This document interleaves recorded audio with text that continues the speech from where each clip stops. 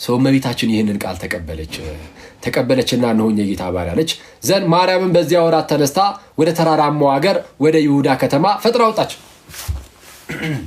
ልጀምር ነው እንግዲህ ይሄ ኢንካውንተር በጣም የሚያስደንቀኝ ኢንካውንተር ነው። በጣም ሁሌም ሳየው በጣም እንድደነቅ ያደርገኛል።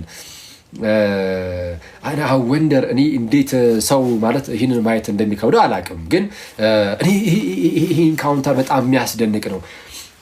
ፕሮቴስታንት ወንድሞቻችን አሁን መጽሐፉን የምናወጣበት ሰዓት ነው። እናወጣና የምንገልጥበት ሰዓት ስቀለድ ነው። እሺ ስቀለድ ነው። ፈታ ያላችሁ እንድትሰሙ ያለው ፕሮቴስታንቶች። ስለዚህ አሁን ምንድነው እናነባለን መጽሐፍ ቅዱሳችንን። ኦኬ መጽሐፍ ቅዱስ በጣም ተወዶ የለ ዘንድ ሉቃስ ወንጌል ላይ እናነባለን። አሁን ሉቃስ ወንጌል ላይ ያለው ይሄ ኢንካውንተር በጣም ታላቅ ነው።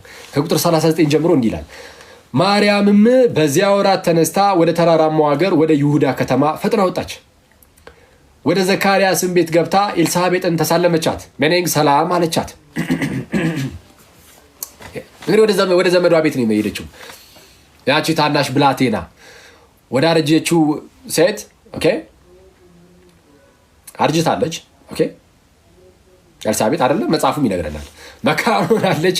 ወደ እርሷ ሄደች እና ታናሽ ብላቴና ወደ ትልቋ ሴትዮ ሄደች። እመቤታችን ጌታን ግን ጸንሳ ሄደችና ሰላም አለቻት፣ ተሳለመቻት። እሺ ሰላም አለቻት። ኤልሳቤጥም የማርያምን ሰላምታ በሰማች ጊዜ መቼ የማርያምን ሰላምታ ጋይስ በሰማች ጊዜ የማንን የእመቤታችን የማርያምን ሰላምታ በሰማች ጊዜ ጽንሱ በማህፀኗ ውስጥ ዘለለ። በኤልሳቤጥም መንፈስ ቅዱስ ሞላባት። መንፈስ ቅዱስ ሞላባት። ጽንሱ በማህፀን ምን አረገ? ዘለለ። መቼ ኤልሳቤጥ የእመቤታችንን የሰላምታ ድምፅ ስትሰማ ጽንስ ሳይቀር ዘለለ። እና ይህንን ይዙና ቅዱሳን አባቶቻችን ይህ መንፈስ ቅዱስ የመጣው ለኤልሳቤጥ ብቻ አይደለም፣ ይልቁንም በማህፀን ላለው ለዘካርያስ ነው። ምክንያቱም ምን ተብሎ ተነግሮ ነበር? ቅድም አስታውሱ ብያችሁ ነበረ። በማህፀን ሳለ ማለት ገብርኤል ለዘካርያስ ካህን ሲነግረው ማለት ነው። ልጁም ገና በእናቱ ማህፀን ሳለ መንፈስ ቅዱስ ይሞላበታል ብሎ ተናግሮ ነበር። እንዲህ ይህ ታላቁ ተስፋ ራሱ የተፈጸመው ወይም ይህ የተገባው ቃልም የተፈጸመው በእመቤታችን በኩል ነው። እመቤታችን ቅድስት ኤልሳቤጥን ሰላም ስትላት የሰላምቷን ድምፅ ስትሰማ እግዚአብሔር መሳሪያ ያደርጋል ሰዎችን ነው ራይት። ሐዋርያትን መሳሪያ ያደርጋል፣ ግልጽ ነው። አሁን ደግሞ እመቤታችንን መሳሪያ ያደርጋት ነው። በመልኩ ሰላም ስትላት የእመቤታችን የሰላምቷን ድምፅ ስትሰማ አብሮ መንፈስ ቅዱስ በውስጧ ሞላ። አብሮ መንፈስ ቅዱስ በኤልሳቤጥ ላይ ሞላ። መንፈስ ቅዱስ ሞላባት። በማህፀን ያለው ልጅ ሳይቀር ዘለለ። መንፈስ ቅዱስ ሳይነካው አይዘልም ማለት ኖርማል ፍጥረታዊ ስጋ ኖርማል ፍጥረታዊ ጽንስ እንደው ስጋ ስለ እንደኛ ያለ አይነት ሰው አይደል። ጽንስ ነው ራሱ ገና በማህፀን ያለ ጽንስ የ6 ወር የ7 ወር ጽንስ እንዲሁ አይዘልም። የዘለለበት ምክንያት ራሱ እናትየዋ የእመቤታችን ድምፅ የሰላምታ ድምፅ ስለሰማች ነው ብሎናል። ስለዚህ መንፈስ ቅዱስ በዚህ ልጅ ላይ ወረደ ማለት ነው። ኦኬ የመጥምቁ ዮሐንስ በማህፀን ሳለ በመንፈስ ቅዱስ የመሞላቱ ነገር የተፈጸመው በእመቤታችን በኩል በመሳሪያነቷ ነው። እመቤታችን ራሷ ጸጋን ከእርሷ ነው የሚፈልቀው። ወይም እመቤታችን ራሷ ምንድነው የጸጋ አስገኝ ናት ማለት አይደለም። እንደዛ የሚባል ትምህርት የለም በክርስትና። የጸጋ አስገኝ ሳትሆን ኦኬ የጸጋ አስገኝ ጸጋ ከእግዚአብሔር ነው የሚሰጠው። እሺ ጸጋ ከእግዚአብሔር ነው የሚሰጠው። ሲሰጥ ግን በሰዎች በኩል ያደርገዋል። ኦኬ ሐዋርያት እጃቸውን ይጭኑና መንፈስ ቅዱስን እንዲሞሉ ያደርጓቸዋል ሌሎችን። እመቤታችን ሰላም ስትል እግዚአብሔር ይህን ነገር አደረገ። የቱን የሰላምቷን ድምፅ አሰምቶ መንፈስ ቅዱስን እንዲሞላባት ጽንሱም በማህፀን እንዲዘላ አደረገው ነው። ኦኬ ይቀጥላል። ኤልሳቤጥም የማርያምን ሰላምታ በሰማች ጊዜ ጽንሱ በማህፀኗ ውስጥ ዘለለ። በኤልሳቤጥም መንፈስ ቅዱስ ሞላባት ይልና በታላቅ ድምፅም ጮሃ እንዲህ አለች ይላል። አሁን እንዲህ አለች ቅድስት ኤልሳቤጥ በታላቅ ድምፅ ጮሃ። ጋይዝ በምን አይነት ድምፅ ጮሃ ይላል? ጮሃ ነው የሚለው ወይስ ወንጌሉ ላይ? ፕሮቴስታንት ወንድሞቼ እስቲ ክፈቷት። እናንተ ጋር ያለችውን እጃችሁ ላይ ያለችውን መጽሐፍ ቅዱስ ጮሃ ይላል? ኤልሳቤጥ ጮሃለች? ኦኬ ጮሃ የሚል ከሆነ በምን አይነት ድምፅ? በታላቅ ድምፅ ይላል ይላል ወይስ አይልም? እኛ ላይ ብቻ ነው? ለኦርቶዶክስ ብቻ ነው ጮሃ በታላቅ ድምፅ ምትል ተጨምሮበት ነው ወይስ እናንተ ላይ አለ አይደል? ኤልሳቤጥ በታላቅ ድምፅ ጮሃ እንዲህ አለች እና ያለችውን እንመልከትና ምንድነው በታላቅ ድምጽ መጮህ ራሱ የሚለውን መልሰን ራሳችን እንድንጠይቅ ያደርገናል ራሱ። እሺ በታላቅ ድምጽ ጮሃ እንዲህ አለች። ምን አለች? አንቺ ከሴቶች መካከል የተባረክሽ ነሽ። አሁን እኔ ስለዩ አንቺ ከሴቶች መካከል የተባረክሽ ነሽ እንደዚህ አይደለም ያለች አይገርም ማለት ቅድስት ኤልሳቤጥ በታላቅ ድምጽ ጮሃ ነው። ለምንድን ነው መጮህ ያስፈልገው? ማለት ያውን በታላቅ ድምጽ ጮሃ እንድትመሰክር ያደረጋት ቅዱሱ መንፈስ ነው። ትልቁም ነገር ላሳያችሁ። ወደ እኔ ትመጣ ዘንድ እንዴት ይሆንልኛል አይደል ያለችው? ታላቅ ሰው ማለት ትልቅ ሴትዮ ናት ኤልሳቤጥ። ኤልሳቤጥ ትልቅ ሴትዮ መሆኗ ብቻ አይደለም፣ በእግዚአብሔር ፊት ምንድናት? በእግዚአብሔር ፊት ምንድናት? በእግዚአብሔር ፊት ቅድም እኔ ያዙ ብያችኋለሁ። እስቲ እኔ እንደውም ያዛችሁን እስቲ ልክፈትላችሁ አንዴ። ኤልሳቤጥና ዘካርያስ ካህን በእግዚአብሔር ፊት ምን ነበሩ ይላል? በእግዚአብሔር ፊት ምንድናት ኤልሳቤጥ? ጎበዞች፣ ጎበዝ የኔ ተወዳጆች። ናይስ ባይዚ እዚህ ጋር መሰብሰባችንን ብቻ አይደለም፣ በጣም በርካታ ሰው ነው አሁን ሰብሰብ ብለን የምንማማረው። ወደ 1400 ምናምን በላይ ህዝብ ነው የሚታየኝ እና ኦኬ ደስ ይላል። እንደምትሰሙ ሳቅ ደግሞ የምር በጣም ደስ ብሎኝ ነው ከእናንተ ጋር የማሳልፈው እና በደንብ ስሙ፣ በጣም ደስ ይላል። ሰው በእግዚአብሔር ፊት ምን ነበረች? ጻድቅ ነበረች። የስ ጋይስ በእግዚአብሔር ፊት ጻድቅ ነበረች። እቺ ጻድቅ የሆነችው ሴት ምን ብላ ተናገረች? ኦኬ እሷ ራሷ በእግዚአብሔር ፊት ጻድቅ ሆና ታናሿ ብላቴና መጣች። ትንሿ ብላቴና ስትመጣ ግን የጸነሰችው ጌታን በመሆኑ ምክንያት በእግዚአብሔር ፊት ጻድቅ የሆነችው ሴት ራሱ አረ አንቺ ከሴቶች መካከል የተባረክሽ ነሽ አለቻት። በመጀመሪያ ደረጃ በታላቅ ድምጽ ጮሃ አንቺ ከሴቶች መካከል የተባረክሽ ነሽ። እሷ ራሷ እንኳን ሴት ናት፣ ያውም በእግዚአብሔር ፊት ጻድቅ እንደሆነች መጽሐፍ ቅዱስ የመሰከረላት ሴት፣ በስተርጅኗ እግዚአብሔር ታላቅ ተአምርን ያደረገላት ሴት። እሷ ስለ እመቤታችን ስትመሰክር ከሴቶች መካከል አረ አንቺ የተባረክሽ ነሽ እና የማህፀንሽን ፍሬ የተባረከ ነው፣ ጌታ ኢየሱስን ማለት ነው ትልና የጌታዬ እናት አንቺ የጌታዬ እናት ነሽ። አዎ ዘመዴ እኮ ነሽ፣ ትክክል። ግን አረ አሁን ግን የጌታዬ እናት ነሽ ነው። አሁን የጌታዬ እናት ነሽ፣ የጌታዬ እናት ነሽና ወደ እኔ ትመጪ ዘንድ እኔ ማነኝ? እኔ እንዴት ይሆንልኛል? የጌታዬ እናት ወደ እኔ ትመጣ ዘንድ እንዴት ይሆናል? ዘመዷ ከሆነች ከዚህ ቀደም እኮ ጋይስ ሲገናኙ ታዛት ይሆናል ምናምን። አሁን የምትታዘዝ ናት እመቤታችን። አሳያችኋለሁ እንዲህ ተብላ ራሱ ምን ብላ እንደምትመልስ እመቤታችን። በጣም የሚገርም ክርስቶስ እና አሌክሳንደር ሽሚመንም የሚናገረው ነገር አለ፣ እነግራችኋለሁ ከዚህ ጉዳይ ጋር በተያያዘ እና ብቻ ግን እመቤታችን ወደ እርሷ ማለት ከዚህ ቀደም ስትመጣ በቃ ኖርማል ግንኙነት የሚኖራቸው ትልቅ ሴትዮ ትንሽ ብላቴና እና ዘመዳማቾች ናቸው። በቃ ያላቸው ግንኙነት የታወቀ ነው። ኦኬ አሁን ግን የጌታ እናት እንደሆነች መንፈስ ቅዱስ ነገራት። ኦኬ መንፈስ ቅዱስ አሁን የመጣችው አሁን ዘመድሽ ናት፣ ግን እርሷ እኮ በማህፀኗ ያዘችው ያንቺን ጌታሽን በማህፀኗ ይዟለች። እሷ የጌታ እናት ናት። ክብሯን ሲገልጠው የእመቤታችንን ክብር የሚገልጠው መንፈስ ቅዱስ ነው። ኦኬ መንፈስ ቅዱስ ነው ባይዘው የእመቤታችንን ክብር የሚገልጠው መንፈስ ቅዱስ ነው። እና ጋይስ እንዲህ ያለ መገለጥን አግኝታ የጌታዬ እናት ወደ እኔ ትመጣትን እንዴት ይሆንልኛል አለች። ያለችው በዚህ ድምፅ አይደለም፣ የኔን ቶና እርሱት ጋይስ። የተናገረችው በታላቅ ድምፅ ጮሃ ነው። ጮሃ በታላቅ ድምፅ። ይሄን ነገር ደጋግመን ነው የምንናገረው እንዴ በጌታ ይሄ እኮ በጣም ትልቅ ነገር እኮ ነው። እና የጌታዬ እናት ወደ እኔ ትመጣትን እንዴት ይሆንልኛል። እና አንድ ነገር ልንገራችሁ፣ ይህ ጌታ የኤልሳቤጥ ጌታ ብቻ አይደለም። ይህ ጌታ የኛም ጌታችን ነው አይደል? ኢየሱስ ተስፋችን እና የመድኃኒት በስጋ የተገለጠው የአምላካችን የእርሱ እናት ናትና የኛም ጌታችን ነው። እንደምታውቁት እኛ አንድ ጌታ ነው ያለን። እኛ ያለን አንድ ጌታ ነው። ያም ጌታ ከመቤታችን የተወለደው ይኸው ጌታ ነው። ኦኬ የጌታዬ እናት ወደ እኔ ትመጣ ዘንድ እንዴት ይሆንልኛል። እና እኛም ራሳችን ኤልሳቤጥ እንዲህ ብላ ካከበረቻት በዚህ ጻድቅ ስትሆን በእግዚአብሔር ፊት ጻድቅ ሆና የጌታዬ እናት ወደ እኔ ትመጣ ዘንድ ያውም በስጋ ዘመዷ ሆና መንፈስ ቅዱስ በምን ደረጃ ክብሯን ገልጦላት ነው እንዲህ ብላ እንድትጮህ ያደረጋት? ጮሃ እንዲህ እንድትመሰክር ያደረጋት በምን ደረጃ ክብሯን ገልጦላት ነው? አናቅም ሙሉ በሙሉ ሙሉ በሙሉ አናውቀውም፣ ግን በተገለጠው ልክ ግን ስናየው ስንረዳው በጣም ነው የሚያስገርመው። ጌታን በጣም ይህንን የሚክድ ሰው እንዴት ከሰይጣን ይሆነ ነው። ክሊርሊ ይህንን የሚክድ ሰው ባለማወቅ ከሆነ ጌታ ይረዳዋል። ግን በጥላቻ ዝም ብሎ ተነስቶ እንዲሁ የሚክድ ካል ይሄ ከሰይጣን ነው። ጌታን ይኸው ክርስቶስን ነው ብላችሁ ይሄ አደገኛ ሰይጣናዊ የሆነ አሰራር ነው። እና ለማንኛውም እመቤታችን የጌታ እናት ናትና ያ ጌታ የኛም ጌታ ነውና የጌታዬ እናት ብዬ እመቤታችንን የማከብርበት ደረጃ የጌታዬ እናት እስከመሆኗ ነው። በጣም ትልቅ ክብር። ይህ ጌታ የኔና የናንተ ብቻ መስሏችሁ? የቅዱስ ሚካኤል ጌታ ነው። ቅዱስ ሚካኤል የምንወደው መልአክ የቅዱስ ሚካኤልም ጌታው ነው። ስለዚህ ቅዱስ ሚካኤል ራሱ እመቤታችንን የጌታዬ እናት ይላታል። ለእርሱ ይስገዱ ይላል ለበኩሩ ወደ ዓለም ሲያገባው። ኦኬ ገላትያ ምዕራፍ 4:4 ላይ በዘመን ፍጻሜ እግዚአብሔር ከሴት የተወለደ ልጁን ላከ። ከማን የተወለደ? ከሴት የተወለደ ልጁን ላከ። በኩሩን ወደ ዓለም ሲያገባ ደግሞ የእግዚአብሔር መላእክት ሁሉም ለእርሱ ይስገዱ ይላል።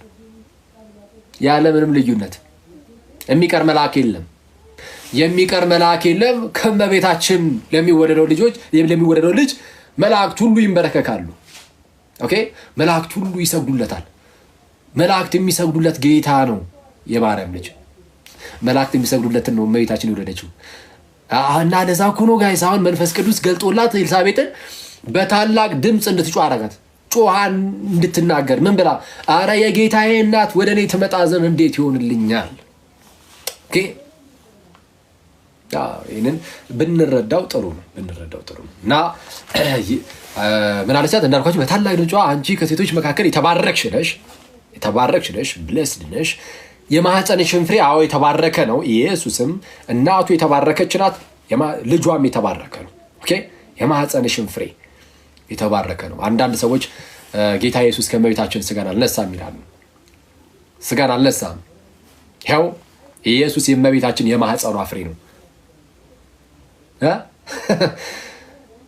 ኢየሱስ በስጋ የእመቤታችን የማህፀኗ ፍሬ ነው እና እርሱም የተባረከ ነው። እና የጌታዬ እናት ወደ እኔ ትመጣ ዘንድ እንዴት ይሆንልኛል? እነሆ የሰላምታሽ ድምፅ በጆሮዬ በመጣ ጊዜ ጽንሱ በማህፀኔ በደስታ ዘሏልና ከጌታ የተነገረላት ቃል ይፈጸማልና ያመነች ብጽዕት ናት። ከጌታ የተነገረላት ቃል ይፈጸማልና ምንድነች? ያመነች ብጽዕት ናት። እምነቷ በጣም ታላቅ ነው። የእመቤታችን እምነት በጣም ታላቅ ነው። እና ምን አለች? ያመነች ብጽዕት ናት። ዛን ልክ እንዲህ ስትላት ኢማጂን አሁን እንግዲህ መንፈስ ቅዱስ አይደል የገለጠላት? የእመቤታችንን ክብር ሰው አይደለም የገለጠው። አይተዋል። ስጋና ደም በገለጠው እየተመራን አይደለም። ስጋና ደም የእግዚአብሔር መንፈስ የገለጠውን መገለጥ ይዘን ነው አሁን እየድነን ነው። እና የእግዚአብሔር መንፈስ የእመቤታችንን ክብር ገለጠ እና ገልጦ ማለት ምንም ስህተት የለም። የእግዚአብሔር መንፈስ የገለጠውን ነው ኤልሳቤጥ የተናገረችው። ስትናገር እመቤታችን ቀበል አድርጋ ምን ብትል ጥሩ ነው? ኤልሳቤጥ እንዲህ ብላ ስትናገር ድንግል ማርያም ቀበል አድርጋ ማርያምም እንዲህ አለች። ኤልሳቤጥ ከተናገረች በኋላ ነፍሴ ጌታን ታከብሯለች፣ መንፈሴም በአምላኬ በመድኃኒቴ ሐሴት ታደርጋለች፣ የባሪያይቱን ውርደት ተመልክቷልና። የባሪያይቱን ራሷን እኮ ነው ውርደት ራሷን ተመልክቷልና። ይሄ እመቤቴን እስማ እኔ ቅድስት ድንግልን ይሄ እንድትወዳት ካላደረገ ምንም እንድትወዳት ያደረገ ምንም ማለት መልአኩ አስቀድሞ ነግሯታል።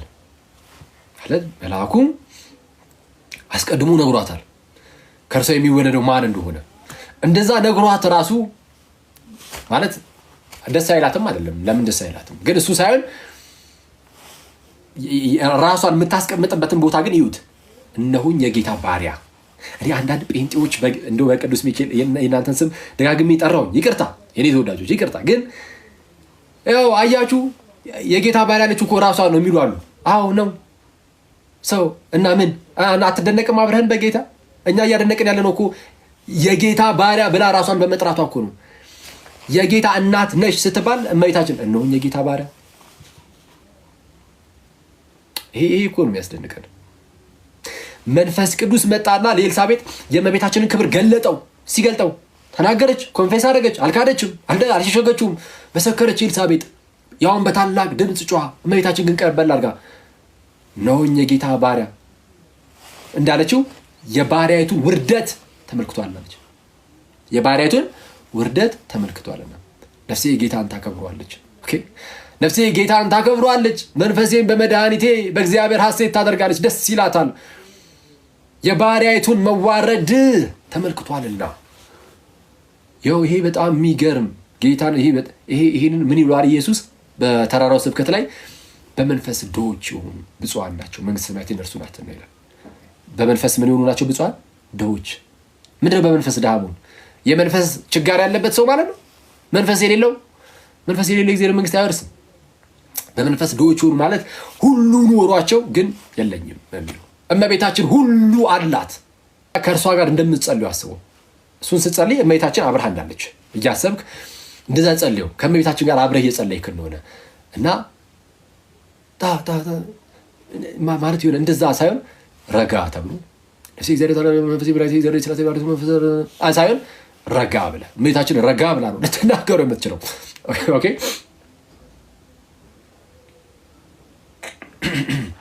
ሰው አትጣደፍ ነው፣ አንጣደፍ። እና ደግሞ ቀስ ብለህ ስታወጣውም በደምብ ከልብህም ይሆናል እና ታላቅ የሆነ ጸሎት ነው። ለማንኛውም ምናለች? ምህረቱም ለሚፈሩት እስከ ትውልድና ትውልድ ይኖራል። በክንዱ ኃይል አድርጓል። ትዕቢተኞችን በልባቸው ሀሳብ በትኗል። እና አሁን በጣም ትህትና ለራሱ እንድንላበስ የሚያደርግ ጸሎት ነው። ለትህትና በጣም ጥሩ ነው። ኦኬ ምናለች? ትዕቢተኞችን በልባቸው ሀሳብ በትኗል። ገዢዎችን ከዙፋናቸው አዋርዷል። ትሑታንንም ከፍ አድርጓል። ትሑታንን ከፍ የሚያደርግ አምላክ ነው ያለን ጋይስ። ማለት ትሑት ስትሆኑ በሰዎች ፊት ከፍ ለማለት አድርጎ እግዚአብሔር እንዲያሳያችሁ እያሰባችሁ አናደርገው። ትህትናን በቃ ዝም ብለን ለራሳችን ገንዘብ እናደርገው። በሰው ፊት ሁሌም የተዋረድን ምናምን እንሁን። ኦኬ ግን ትህትናን ሁሌ በመንፈሳዊ ዓለም ግን ሰማይን እንነካለን። እና ቅድም ያልኳችሁ ያው ብሌስድ አውግስትን መምሮ ይናገራል። ስለዚህ ስለ ትህትና ጉዳይ ትዕቢት ይላል። ትዕቢት መላእክትን ከሰማይ ወደ ምድር ጣላቸው። ትዕቢት መላእክትን ከሰማይ ወደ ምድር ጣላቸው። ትህትና ደግሞ ሰዎችን ከምድር ወደ ሰማይ ያወጣል ይላል። እና ትህትና ታላቅ ነው። እሺ ምን አለች? ትሑታንንም ከፍ አድርጓልና የተራቡትንም በበጎ ነገር አጥግቧል። ባለጠጎቹን ባዶ እጃቸውን ሰዷቸዋል። ለአባቶቻችን እንደተናገረ ለአብርሃምና ለዘሩ ለዘላለምም ምሕረቱ ትዝ እያለው እስራኤልን ብላቴናውን ረድቷል ብላ ስትናገር እንዳለን እና ሰው የእመቤታችን ነገር በጣም ድንቅ ነው። ኤኒዌይስ እና የጌታ እናት ከመሆኑ አንጻር ያላት ክብር ይሄንን ይመስላል ማለት የጌታዬ እናት ወደ ትመጣ ዘንድ ይትኑልኛል። ሰው ቅዱስ ሚካኤል የጌታዬ እናት ይላታል። ገብርኤል የጌታዬ እናት ይላታል። መላእክቱ እነዛ የሚያስፈሩ ታላላቅ መላእክት የጌታዬ እናት የሚሏትን አንተ እዚህ ጋር አምጥተህ ምንድን ነው ምናምን ብለህ ታናንቃለህ።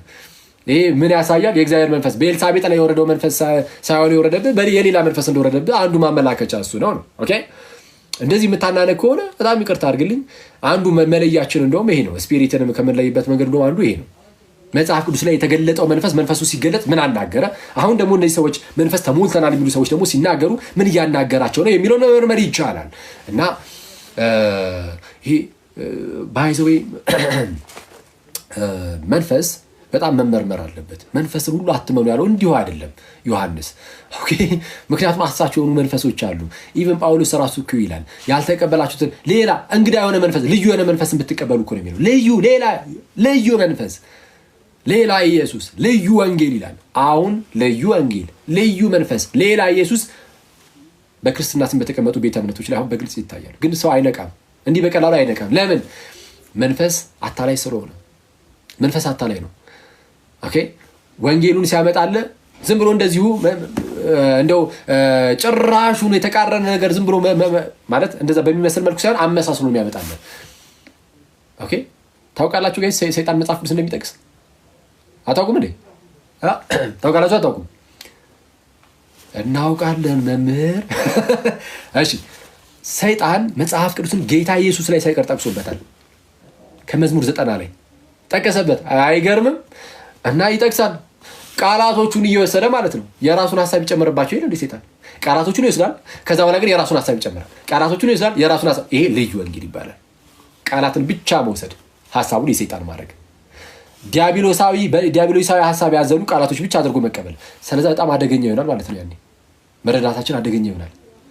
እና ምን እያልኳችሁ ነው ጋይዝ? ሰይጣን ራሱ ይጠቅሳል። ስለዚህ መንፈስ ምን ያደርጋል? ቃላቶቹን አያስክድም። ይሄው 66ቱ ብሎ እኮ ይይዛል አትሊስት አይደል? ይሄ 66 መጽሐፍ ነው። ይሄን እኮ ይይዛል። ከዚህ ይዝና ያነበዋል።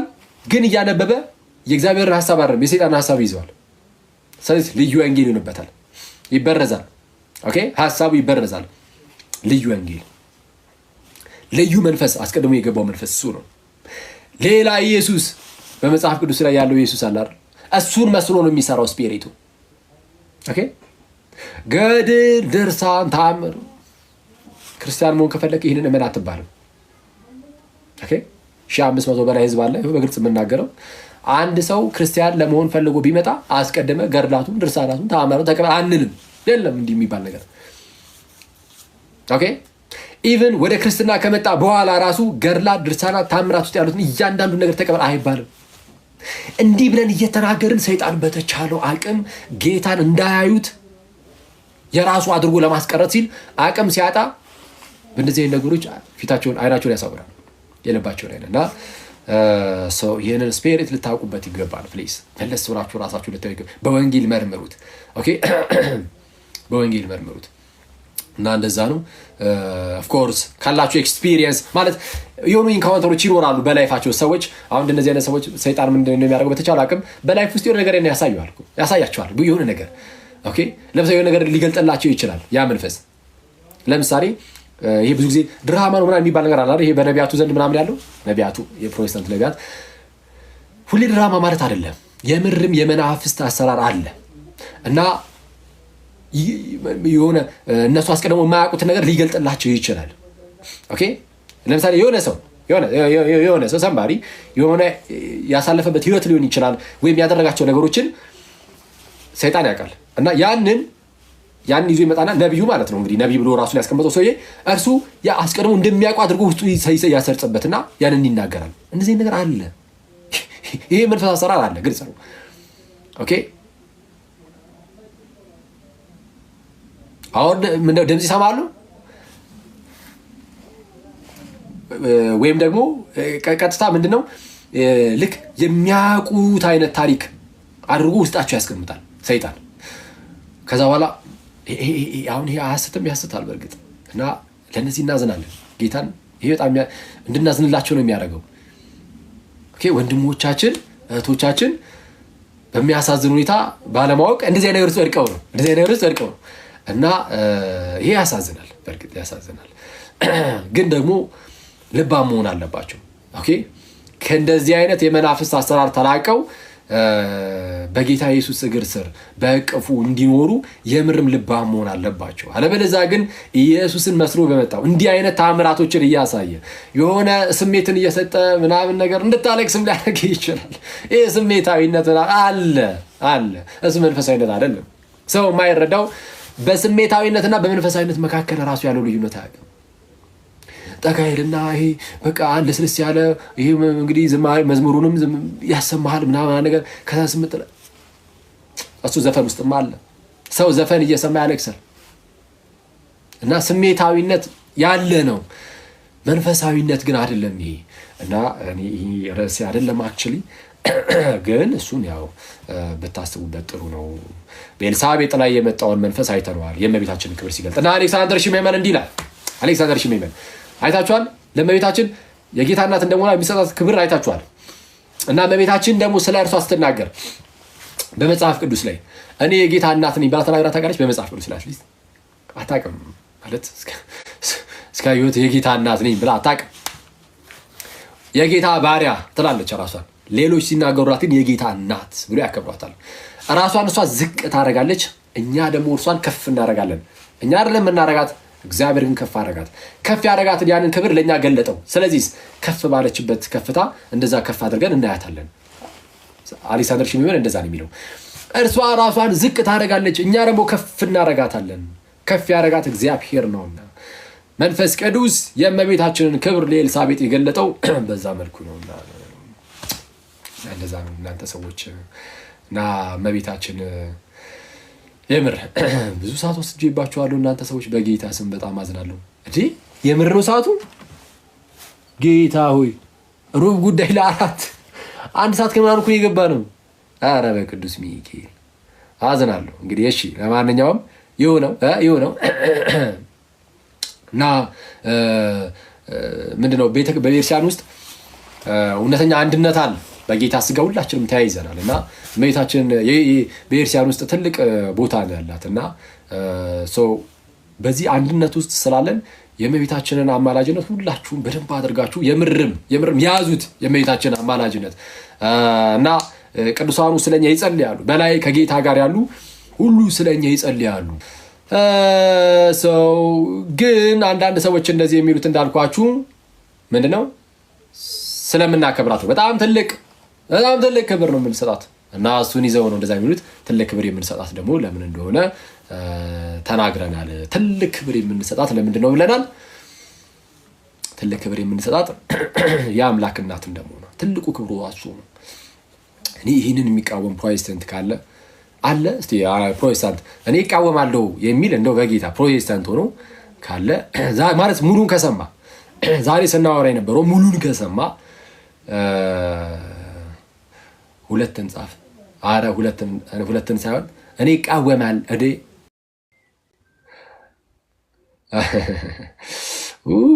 የሆነ ሰው ስልጣኑን አጣ ዛሬ እሺ አጀሬው ቃልዮት ያሰማል ነኪ ቃልዮት ያሰማል እያወራ ነው አው የኔ ድምጽ ዝቅ ብሎ ነው አይ በቃ ተሰማ ሶይ እንኳን አደረሰ እንኳን አብሮ አደረሰን እንዴና አለ ስልጣንን በአግባቡ መጠቀም ማለት ይሄ ነው አውቶሪቲን በስርዓቱ መጠቀም ስልጣንን በአግባቡ መጠቀም አንዴ አንቺ ከባድ ብላ ኩዴታ ተፈጸመበኛል ለመፈንቅለ መንግስት በዚህ እንትን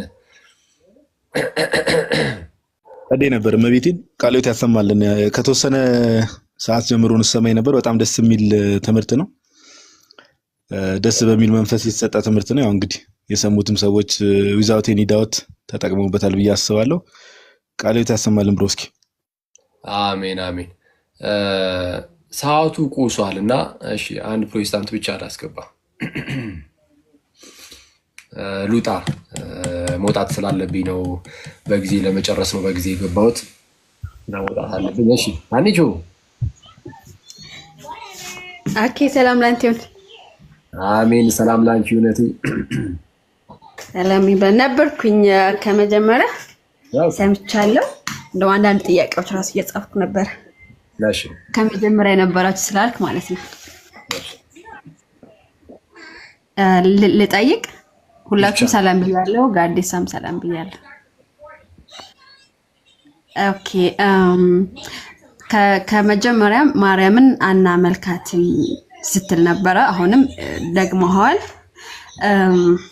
እኔ ደግሞ ትንሽ ዩቲዩብ ላይ ገባውኝና ስለ ድንግል ማርያም የተዘመረ መዝሙሮች እየሰማው ነበር አሁን እና ያንሳ ከዚህ ወተሽ እና የተለያዩ እንትኖች ስላሉኝ በሌላው ማለት ነው ተቀለም ወሽ እና ልክ ለጌታ እንደሚዘመር ለድንግል ማርያም ሲዘመር ሰማው ከፈለክ ላሰማ ሐዘኔን የረሳውብሽ የተጸናናሁብሽ ምናምን የሚል ማለት ነው እሺ ለጌታም እንደዚህ ነው የምንለው ሐዘናችንን የሚያስረሳ የሚያጽናና ጌታ ነውና ልዩነቱ አልታየኝም ማለት አምልኮ ማለት ለድንግል ማርያም በድንግል ማርያም ፊት ትጸልያላችሁ በእግዚአብሔር ፊትም ትጸልያላችሁ ለድንግል ማርያም ትዘምራላችሁ ለእግዚአብሔርም ትዘምራላችሁ ኦኬ ስለዚህ ልዩነቱ አልታየኝም አኪ እዚህ ጋር መልስ ብትሰጠኝ ኦኬ አሁን እንግዲህ ጌታንና ቅድስት ድንግል ማርያምን በተመሳሳይ ቃል መጥራት ወይ መናገር በራሱ በቃ ልዩነት የላቸውም ወደሚለው መደምደሚያ አያደርስም ልክ እንዴት ማለት ነው ለምሳሌ ጳውሎስ የዓለም ብርሃን ሁላችንም የዓለም ብርሃን ነን ግን በክርስቶስ ኢየሱስ ያመን አንተም ጭምር ነህ እሺ አንቺ የዓለም ብርሃን ነሽ አንቺው ብርሃን የዓለም ብርሃን ምክንያቱም ጌታ ኢየሱስ ነው እንደዚህ እናንተ የዓለም ብርሃን ናችሁ ብርሃናችሁ ምክንያቱም ለምንድን ነው ብርሃን የሆን ነው ከእንትን ይሄ ፎቶ ላይ ካለው ከብራይትነሱ የመጣ ይሁን ወይስ ኖርማል ነው ከክርስቶስ ነው እንጂ ለምን እኛ ወንጌል ምንድን ነው ብርሃን በዓለም ውስጥ እኛ ብርሃን ኦኬ እሺ አሁን አንቺ የዓለም ብርሃን ነሽ እንግዲህ እንበልና የዓለም ብርሃን ነሽ ጌታ ኢየሱስ የዓለም ብርሃን ነው እንዴ አዎ ጌታ ኢየሱስ በጉ እንደውም ራእይ ላይ በጉ ብርሃን ነው ራሱ እንደውም በጣም እንጂ እሺ ችግር የለም እሺ ጌታ ኢየሱስም ራሱ መስክሮታል ይሄንን አሁን ግን ያልኩኝ አክዬ ነው አይ ለድንግል ማርያም ሐዘኔ የተጽናናውብሽ ብለን ግን አንዘምርም ወደሱ ችግር የለም ወደሱ እንመጣለን ግን ለድንግል ማርያም ዘመረኩ ይሰውዬ ለምሳሌ በጣም ወደ መስመሩ ድንግል ማርያም ደስ ይበልሽ እንትኑ ነው ሉቃስ ላይ ያለው ነገር ዘምሪ ውስጥ ያለች እኔ ድምጼ ብዙ እንትና ዘማሪ አይደለሁም ግን ሉቃስ ላይ ቅድም ያነበርኩ እሱ ነው የዘመረው ደስ አላለሽም አሁን ላይ ድንግል ማርያም ደስ ይበልሽ ያ ጌት እንዴ እኮ በድንግል ማርያም ምን እንወዳታለን አንቺ ነው ያልኩሽ እኔ ድንግል ማርያምማ ደስ ያላስላት አይ አንቺ ማለት ከፍቶሻል ለምንድን ነው የሚከፋኝ አሁን ባለሽበት ሁኔታ እንደዚህ አረው ነው ደስ ብሎሻል ወይስ ከፍቶሻል አረ እኔ ሁሉ ጊዜ በጌታ ደስተኛ ነኝ ደስ ያለው ቢኖር ይዘምር ይላል በቃ ዘምሪልን ድንግል ማርያም ነው ሪከርድ ተደረገ ነው ሪከርድ ነገር ነው ድምጼ ከእንቅልፍ ምናምን እንደዛ ስለሆነ እሺ አይ ግን ምንድነው እንግዲህ አሁን ድንግል ማርያም ምንድነው ድንግል ማርያም ከዛስ ምንድነው የሚለው አትሊስት ማርያም ደስ ይበልሽ የአምላክ ጸጋ የሞላብሽ ከዛ ፍሬ ከፈተው እንትኑ ይሄ ሰው ነው የዘመረው ኢየሱስ ከፈተው እኔ ልክፈትልህ ችግር አራተው ምንም አያስፈልግም አሚቹ በቃ አሁን ሰምተናል በቂ ነው ከዚህ የተለየ አይደለም መቼስ አይደለ ያው ድጋሚ ዘምሮት ነው የምትይኝ ይሄኛው ነው እንደም ሰው ምንድነው አሁን ማን እያለ ነው ቀጥታ እየተናገረ ያለው ዘማሪው ድንግል ማርያም እያለ ነው አሁን እኔ እሱን እንደማስረጃ ማለት ያው እንግዲህ አሁን ባንቺ ቤትም አሁን እንደዚህ እንኳን የሚባል እኮ አለ አንቺም ጭራሽ ወዱ አሉ ብለሻል ከዛ አንፃር አልኩኝ እንጂ አለን እንጂ መጽሐፍም ቢሆን ዝማሬ ውስጥ ቅዱሳን አይነሳሱ የሚል ነገር የለውም እንዴ መዝሙረ ዳዊትን ተመልከቸው ማደሪያዎች የተመሰገኑ ናቸው እያለ እኮ የሚናገረው እግዚአብሔርን ሳይሆን ማደሪያዎችንም ጭምር ያነሳሳል እና ይሄ ምስጉን ነው በክፎች ምክር ያልሄደ ብሎ እኮ ይጀምራል እና ሰው ከዚህ አንፃር ልንመለከተው ይገባል ነው ኤልሳቤጥ በታላቅ ድምፅ ጮኸች ሲባል ምንድነው እኔ ያ ጩኸት ዜማ እንደሌለው ራሱ በምን አወቀ እንትላል እና የምር እኔ በታላቅ ድምፅ ጮሃ ከተናገረች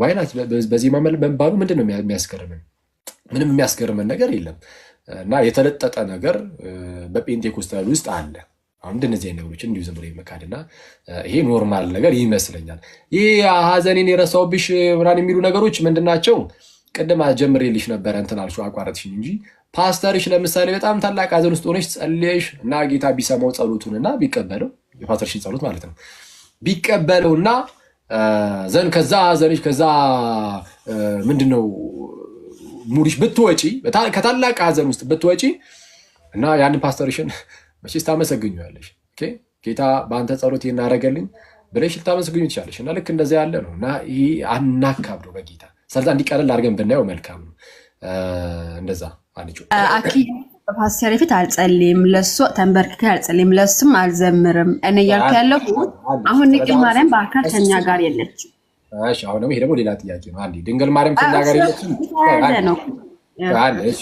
አንዴ ድንግል ማርያም ከኛ ጋር የለችም ላልሽው ከኛ ጋር የለችም ማለት ምን ማለት ነው በስጋ ነው በስጋ ግን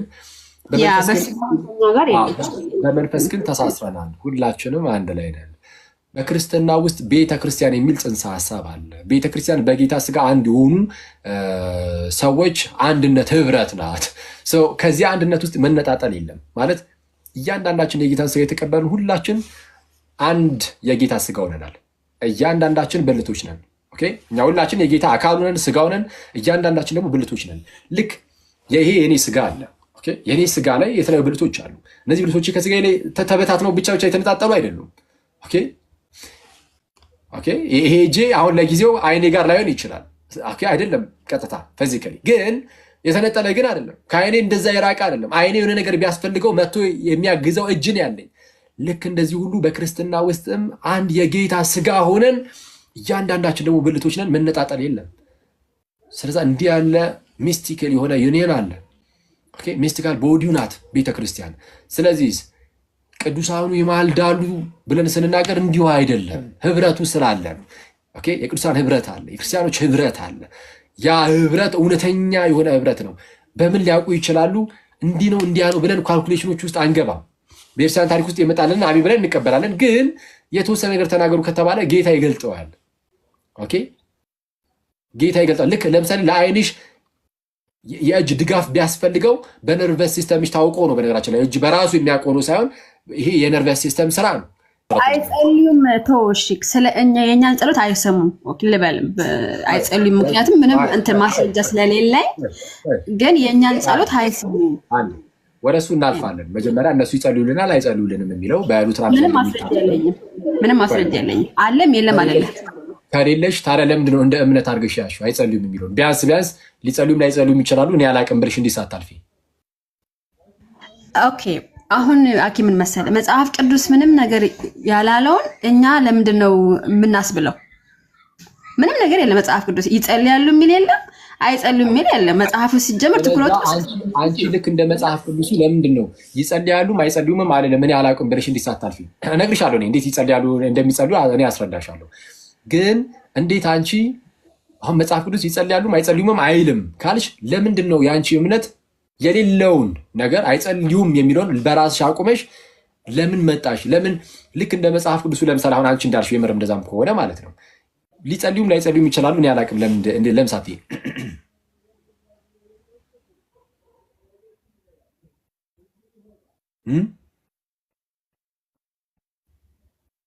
እሺ ሄርሜስ አንቺ ሚዩት አረግሽው ሚዩት አርግ እያወራሁ ነው እንዴ? መዝሙር 65 ኦር አይ ቲንክ 66 ነው መሰለኝ ጸሎትን ሁሉ የሚሰማ እግዚአብሔር ነው። ሚዩት አርግ እያወራሁ ነበር ይቅርታ ይላልና የሰው ሁሉ ጸሎት የሚሰማ እግዚአብሔር ነው እንጂ ፍጥሯን አይደለም። ያው እግዚአብሔር ይላል። እሺ ቆይ ጸሎትን ወደሚሰማ እግዚአብሔር ይላል። አሁን ወደሱ እሺ ልሻገር። እሺ አሁን ፍጥር ጸሎት ሊሰማ አይችልም። አንድ ቅድም አሁን ቅድስ አኪ ሶሪ ፕሊዝ መላኩ በሁሉም ቦታ አይገኝም ብለሃል። ስለዚህ እንዴት በሁሉም ቦታ እንዴት ነው የሚሰሙት? ኦኬ ቀጥሽ። እሺ አንዴ ቆይ ማለት እንትን እያጠራን እንሂድ። አሁን በፕሮቴስታንት በሉትራን ዘንድ እኔ ከመጽሐፍ ቅዱስ አሳያችኋለሁ የተወሰነ ነገር ባይዜ በደንብ አድርጋችሁ ብቻ ተመልከቱ። እሺ በሉትራን ሳይድ ምን አይነት ነገር ይታመናል? እኛ ወደ እነርሱ ኢንቮክ አናረግም፣ አንለምንም፣ አንጸልይም ወደ ቅዱሳኑ ግን ቅዱሳኑ ግን ስለኛ ይጸልያሉ ይማልዳሉ የሚል እምነት አለ። እንዲህ ያለ እምነት አለ። የት? በሉትራን ሳይድ። ፕሮቴስታንቶች አሉ የመጀመሪያዎቹ እንደዛ ነው የሚያምኑት። ኦኬ በሉተር በኩል ይመጡት አዎ ምንድነው ቅዱሳኑ ስለኛ ይማልዳሉ ይጸልዩልናል። ጀነራሊ ፎር ዘ ቸርች ይጸልያሉ፣ ለቤተ ክርስቲያን ይጸልያሉ። በምድር ላይ ገና ሩጫቸውን ላልጨረሱ ህዝብ ይጸልያሉ፣ ለእግዚአብሔር ህዝቦች ብለው ያምናሉ። ተመልከቱ እንግዲህ እዚህ ላይ አይ ኖ እንግዲህ ይጸልዩ አይጸልዩ አላቅም ነው የምለው ብላለች። የተወሰነ ነገር እልበታለሁ፣ ቅድም ብያቸዋለሁ፣ የተወሰነ ነገር ጨምርበታለሁ። እሺ ቀጣዩ ግን አይ እነሱ ጸሎታችንን አይሰሙም እሺ የሚለው አሁን ይሄ ሉተራኖችም አንጸልይም ነው የሚሉት ወደ እነርሱ ወይም እነሱን አንጠይቃቸውም አለምናቸውም ነው። ይጸልያል አይጸልይም ወይም እነሱን ብንጠይቃቸው ይሰሙናል አይሰሙንም ከሚለው ጋር በተያዘ ለምሳሌ አንቺ ጸሎትን ሁሉ ወደሚሰማ ወደ እግዚአብሔር የሚል የመጽሐፍ ቅዱስ ክፍልን ጠቀሰች እና ጸሎትን ሁሉ እግዚአብሔር ይሰማል። አዎ ይሰማል። እሺ ቅዱሳን ሲሆኑ ግን አይሰሙም፣ እግዚአብሔርም እንዲሰሙ አያደርጋቸውም የሚል ጥቅስ አለ። ቀድም እንዳልኩት መጽሐፍ ቅዱስ ዝም ባለው ነገር እኛም ዝም ነን የምንለው ምንም ነገር። መጽሐፍ ቅዱስ እግዚአብሔር ጸሎት ይሰማል፣ ወደ እግዚአብሔር እንጸልያለን፣ ወደ አባት እንጸልያለን፣ ወደ ጌታም እንጸልያለን። ለምሳሌ እሺ ወደ ጸሎት እንጸልያለን፣ ወደ መንፈስ ቅዱስ እንጸልያለን። ለምን ሌላ ርዕስ ይሆናል እንጂ ለምን እግዚአብሔር አንድ ነው። ወደ እግዚአብሔር ነው የምንጸልየው ማለት እግዚአብሔር በጌታ በኢየሱስ ስም ብጸልይ ወደ አብ ትጸልያለሽ፣ ቅዱስ ይሰማኛል። አዎ ጸልያለሁ፣ ወደ አብ ጸልያለሁ። ወደ አብ ትጸልያለሽ። እሺ ለዚህ ብዙ ማስረጃዎችን ማምጣት ይቻላል በብሉይም በአዲስም። እሺ ወደ ጌታ መጸለይ ትችላለሽ? አዎ ጌታ ምንድን የሚባለው ዮሐንስ ወንጌል ላይም አለ እኮ ጌታ ራሱ የተናገረው እሱም። እሺ ወደ ጌታ መጸለይ እሺ ከመጽሐፍ ቅዱስ ከአዲስ ኪዳን ሊመጣ ይችላል። ኦፍኮርስ ለምሳሌ ሰባቱ እስጢፋኖስ ጌታ ሆይ ነፍሴን ተቀበል የሚያደርጉትን ያውቁምና ይቅር በላቸው እያለ ሲጸልይ አይተናል። ጌታ ሆይ ብሎ ወደ ጌታ። እሺ ወደ መንፈስ ቅዱስ ትጸልያለሽ? ያው ወደ አሁን መነጣጥ ለምን አስፈለገ? ወደ እግዚአብሔር ጸልያለሁ። ለምሳሌ ሮም ወደ ወልድ ስለ ቅዱስ ራሱን ግን ይቃትትልናል እኮ ሮም ምዕራፍ 8 ላይ 27 አላ ወደ አብ ወደ ወልድ ስለ አዎ ብለሽ መጣሽ። ወደ መንፈስ ቅዱስ ትጸልያለሽ ወይ? መንፈስ ቅዱስ ሆይ እባክህን አግዘኝ፣ መንፈስ ቅዱስ ሆይ እርዳኝ፣ መንፈስ ቅዱስ አስጨክን እያልሽ ወደ እርሱ ትጮያለሽ፣ ወደ እርሱ ትጸልያለሽ? እኔ አብዛኛው ጊዜ ጌታ ሆይ ብዬ ነው የምጸልይ። ጌታ ደግሞ አብም ጌታ ነው። ወደ መንፈስ ቅዱስ ይጸልያል አይጸልይም? እሺ ያንቺን ኤክስፒሪየንስ ይጸልያል። አብም ልክ እንደዛው። መንፈስ ቅዱስ ግን የለም። አሁን ሜንሽን ተደርጎ ቃል በቃል እንደዚህ ማለት ነው የለም። ግን ቃል በቃል ባይኖርም ግን አሁን አለችው እንዳለችው ጋርዋል ሐሳቧን ወልድ ከአብ ጋር ሶሪ መንፈስ ቅዱስ ከአብ ከወልድም ጋር አንድ ነው። አንድ እንደመሆኑ ልክ እንደዚሁ ጸሎትን ይቀበላል። አንድ አምላክ ከሆነ ምናምን የሚሉ ነገሮችን ማምጣት እንጀምራለን ማለት ነው። አያችሁ እንጂ አሁን እንደነዚህ ነገሮችን ቀጥታ ግን ኤክስፕሊሲትሊ ግን ወደ መንፈስ ቅዱስን እየተጣሩ መማጸንን ግን እና አንዳንዶች ለዛ ነው ባይዚ በመንፈስ ቅዱስ እንጸልያለን እንጂ ወደ መንፈስ ቅዱስ አንጸልይም እያሉ የሚናገሩት አንዳንድ ሰዎች ለዚህ ነው። ዝም ቀጥታ መጽሐፍ ቅዱስ ላይ ኤክስፕሊሲትሊ ስለሌለ ማለት ነው። ኢምፕሊሲትሊ ግን ልናገኝ እንችላለን። ከምን አንጻር? እንደው ከአብና ከወልድ ጋር አንድ ስለሆነ በሚለው አንድ አምላክ ስለሆነ በሚለው ማለት ነው። ለማንኛውም ግን ለምንድን ይህንን ያነሳሁት? ወደ እመቤታችን ለምሳሌ የጸለየ ሰው እስቲ አለ ብሎ የሚጠይቁ ሰዎች አሉ። ወይም ወደ ቅዱሳን እስቲ የጸለየ ሰው አሳዩን፣ እስቲ ወደ መንፈስ ቅዱስ ብሎ የጸለየ ሰው አንሳ አምጣ ሲባል አያመጡ። ግን እነሱም ግን ያምኑት አልሄድም። ስለዛ ምንድነው ነሰሰሪ መጽሐፍ ቅዱስ ላይ ወደዛ ሲጸልይ ሰው መጽሐፍ አይጠበቅበትም። ይሄ የመጽሐፍ ቅዱስን አረዳድ ብዙ ሰው አያውቀውም። ምንድነው ትልቁ ቁም ነገር በመጽሐፍ ቅዱስ ላይ ሐሳቡ አለ ወይ?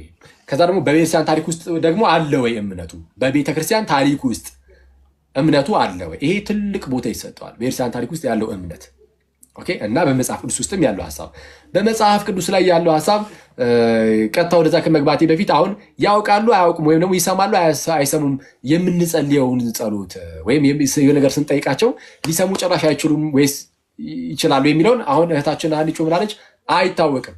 ማለት መጽሐፍ ቅዱስ ምንም አላለም። በፍጹም መስማት አይችሉም ወይም እግዚአብሔርም አያሰማቸውም አላለም። በዛ በኩልም ደግሞ እንደው ይሰማሉም የሚልም ደግሞ የለም አልተጻፈም ብላ ተናግራለች። እና ስለዚህ መጽሐፍ ቅዱስ ሁለቱንም ካላለ ፕሮቴስታንቶች የትኛውን ነው መምረጥ ያለባቸው? የትኛውንም በቃ ሁለቱንም ካላለ በቃ ሊሰሙም ላይሰሙም ይችላሉ እኛ አናውቅም ብለው ነበር መሄድ የነበረባቸው። ግን በጣም በሚያስቅ ሁኔታ ክርስትናን ለመቃወም ሲሉ ብቻ አይሰሙም የሚለውን እንደ እምነት አድርገው ይዙታል። እንደ እምነት አድርጋችሁ የምትይዙት ከሆነ ዘንድ ሻው ሚ ኢን ዘ ባይብል መጽሐፍ ቅዱስ ውስጥ አሳዩኝ እስቲ አይሰሙም የሚል ጥቅስ አለ የለም? እናንተ አሁን ለምሳሌ መዝሙረ ዳዊት አውጥቼዋለሁ። ስጋ ሁሉ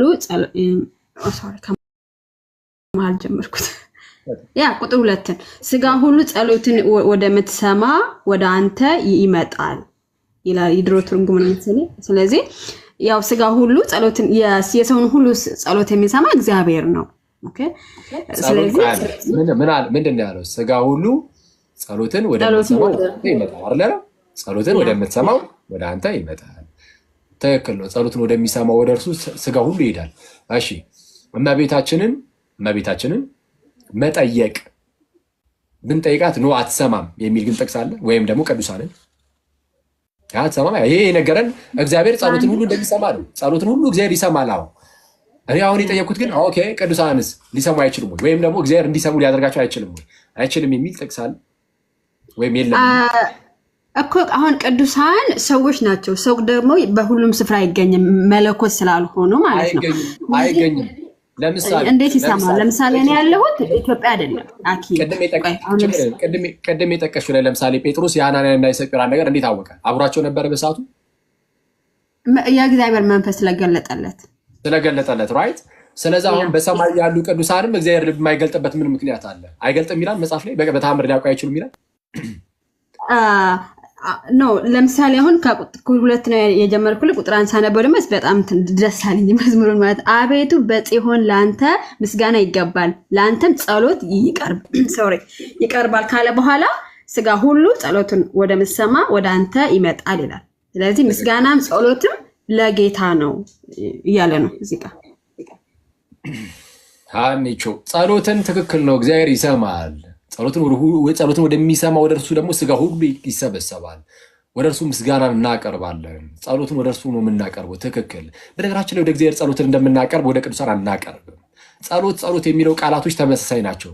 ኦኬ ጸሎት የሚለው ተመሳሳይ ስለሆነ ለእንግዲህ አሁን ወደ እግዚአብሔር እንጸልያለን እንላለን፣ ወደ ቅዱሳን እንጸልያለን እንላለን እና ጸሎት የሚለው ቃል እንግዲህ ተመሳሳይ ስለሆነ ሁለቱም ጋር የምንጠቀመው ጸሎት ብለን ለዛ ኮንፊውዝ ሊያደርግ ይችላል። ግን ወደ እግዚአብሔር እንደምንጸልየው ያለ አይነት ጸሎት አይደለም ወደ ቅዱሳን የምንጸልየው። ወደ ቅዱሳን የምንጸልየው ጸሎት እንደ መጠየቅ ነው።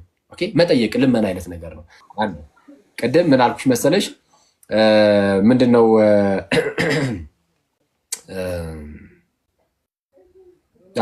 ጴጥሮስ ሐናንያና ሰጲራ ንብረታቸውን ሸጠው እንዳጭበረበሩ ስራቸው አልነበረም። በምን አወቀ ታዲያ ስልሽ ማለት አጠገባቸው የለም። በአካል በስጋ በአካል አንድ ላይ አይደሉም። ፊዚካሊ እንደዚህ አንድ ላይ አይደሉም። ሌላ ቦታ ናቸው። ግን አወቀ። በስልክ ተነግሮት ነው አይደለም። ታዲያ በምንድን ነው? ሌላ ሰው መጥቶ ነግሮት ነው? በፍጹም። ምንድን ነው ስልሽ የእግዚአብሔር መንፈስ ገለጠለት አልሽ። ኦኬ እግዚአብሔር ይገልጣል። እንደዚህ ያው የተሰወረው ነው። በስጋ እዛ ባይኖሩም ይገልጣል። ኦኬ የሚገልጡ ከሆነ ያኛው ወደ ሰማይ ሲሉ አይገልጥላቸውም አያስብልም። ስለዚህ ለማወቅ ነው። ለማወቅ ግዴታ በሁሉም ቦታ መገኘት አይጠበቅባቸውም። እንዳትረሱ ጋይስ። ለማወቅ የሆነ ነገር ለማወቅ በሁሉም ቦታ መገኘት አይጠበቅባቸውም። የሆነ ነገርን እነሱ የሌሉበት ቦታ እየተፈጠረ ያለውን ነገር ለማወቅ መለኮት መሆን አይጠበቅባቸውም። ይኸው ጴጥሮስ መለኮት አይደለም። እንደዚህ የሚመስሉ ሌሎች በርካታ ማስረጃዎችን ማምጣት ይቻላል። አሁን ጠይቄሽ ጭራሽ ያልመለሽው ምንድን ነው?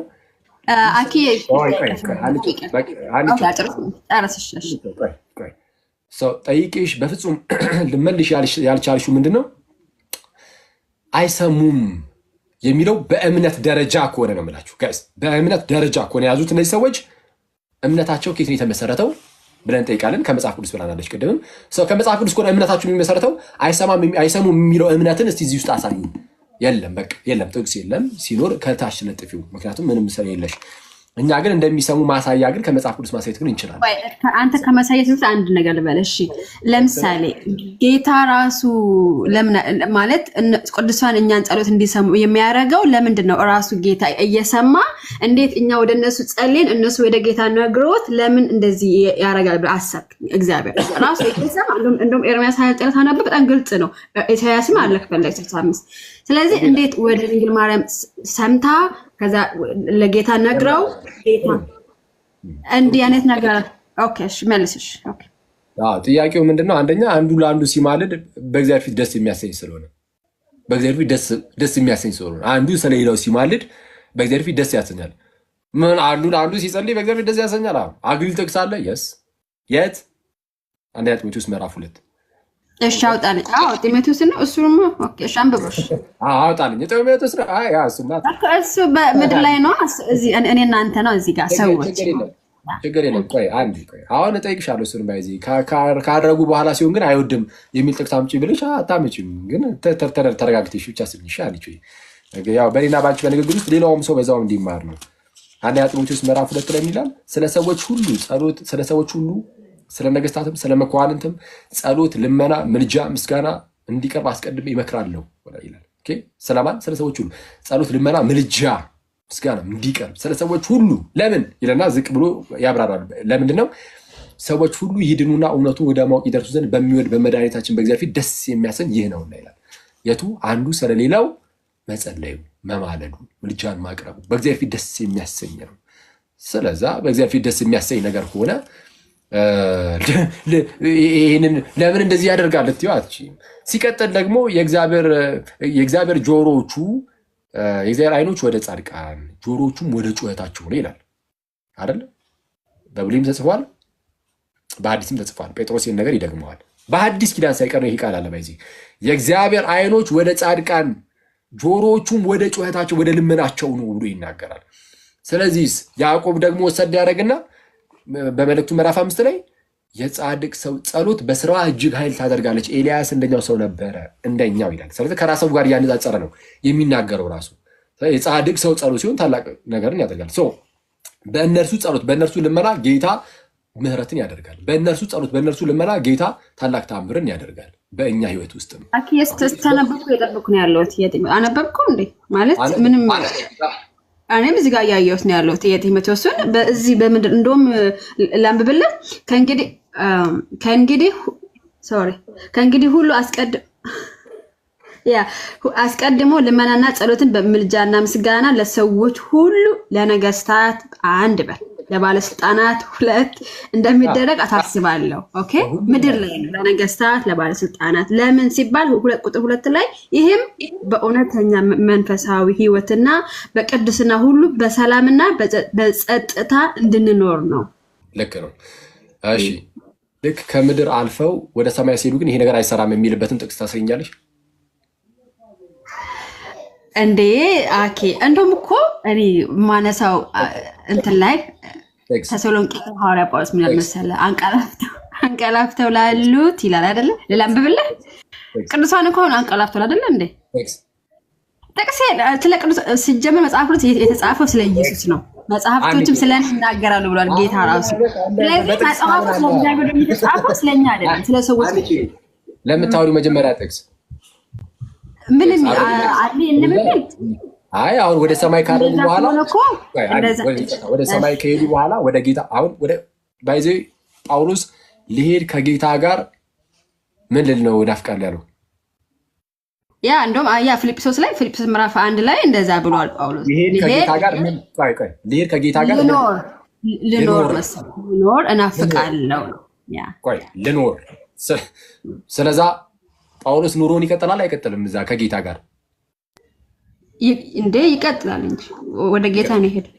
በዛ ኑሮ ላይ ይሄ ነገር ይቋረጣል የሚለውን አሳየኝ። የኛን ጸሎት ግን ይሰማሉ የሚል ምክንያቱም ሐዋርያቶች ከነሱ በፊት የሞቱ ነበሩ። ምልጃን ማቀጣት ነበረ፣ ያዕቆብ ነበረ። ወደ እነሱ ግን አልጸለዩም። እሱንማ በመንፈስ ቅዱስ እኮ አሳየሁሽ። ግዴታ እንደዛ ተብሎ መጻፍ አይጠበቅበትም። እኔ የጠየኩሽ በዚህኛው ሳይድ እንደ እምነት ከያዛችሁ ጥቅስ ነው የለም። ስለዛ እኔ አሁን አሳይሻለሁ። ምንድነው ማሳይሽ? ሊያውቁ እንደሚችሉ በተደጋጋሚ የተጠቀሰ አንድ ጥቅስ አለ። ለምሳሌ ራእይ ላይ ራእይ ምዕራፍ 6 ነው። አይቻልም ከራእይ 6 ውጭ ይሁን። ኦኬ አውጣሽ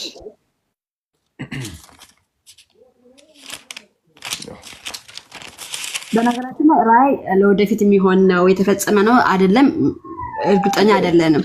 ራእይ ወደፊትም ይሁን ከዚህ በፊት የተፈጸመ ይሁን የትኛውም ብትዩ አልከራከርሽም። በሁሉ ወደፊትም ይሁን በሁሉ የሚያስማማኛል። ችግር የለም። ሲጀመር እነሱ ራሳችሁ እንደሚያውቁ ነው። ኦኬ ያውቃሉ። ነፍስ ግልጽ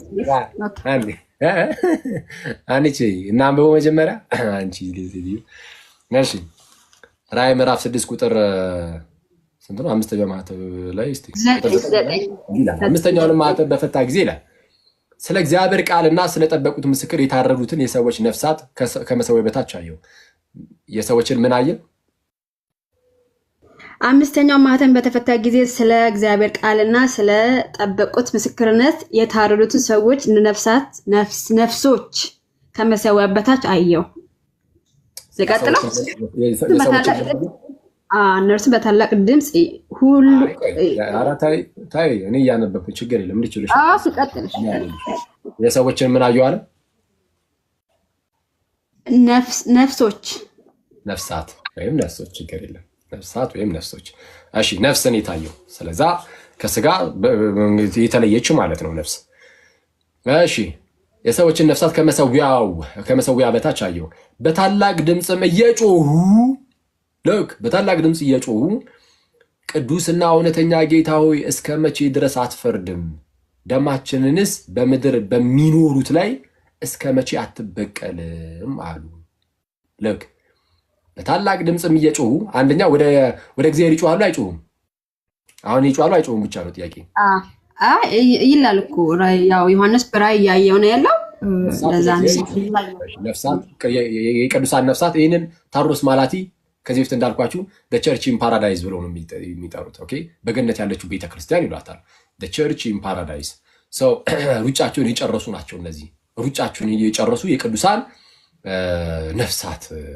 ነፍሳት ናቸው እና እነሱ ይጮሃሉ፣ ወደ ጌታ የሚጮሁ ናቸው። ዝም ብሎ እንደፈዘው የሚቀመጡ አይደሉም፣ የሚጮሁ እና ፍረድ እኮ ያልኩ ነው። ጌታ ፍረድ ነው እንጂ ስለምጃ ለማሆን ለምሳሌ ፍረድልን ጌታ ሆይ ያሉ ነው እንጂ አይ ቲንክ ይቅር በላቸው ራሱ እኮ አላሉም። ጌታ ኢየሱስ እስጢፋኖስ ራሱ ተወግሮ ሲሞት ምንድን ነው ያለው? የሚያደርጉት ነው ያቁምና ይቅር በላቸው። እነዚህ ግን ጌታ ሆይ ፍረድ ያሉት ነው ያሉት።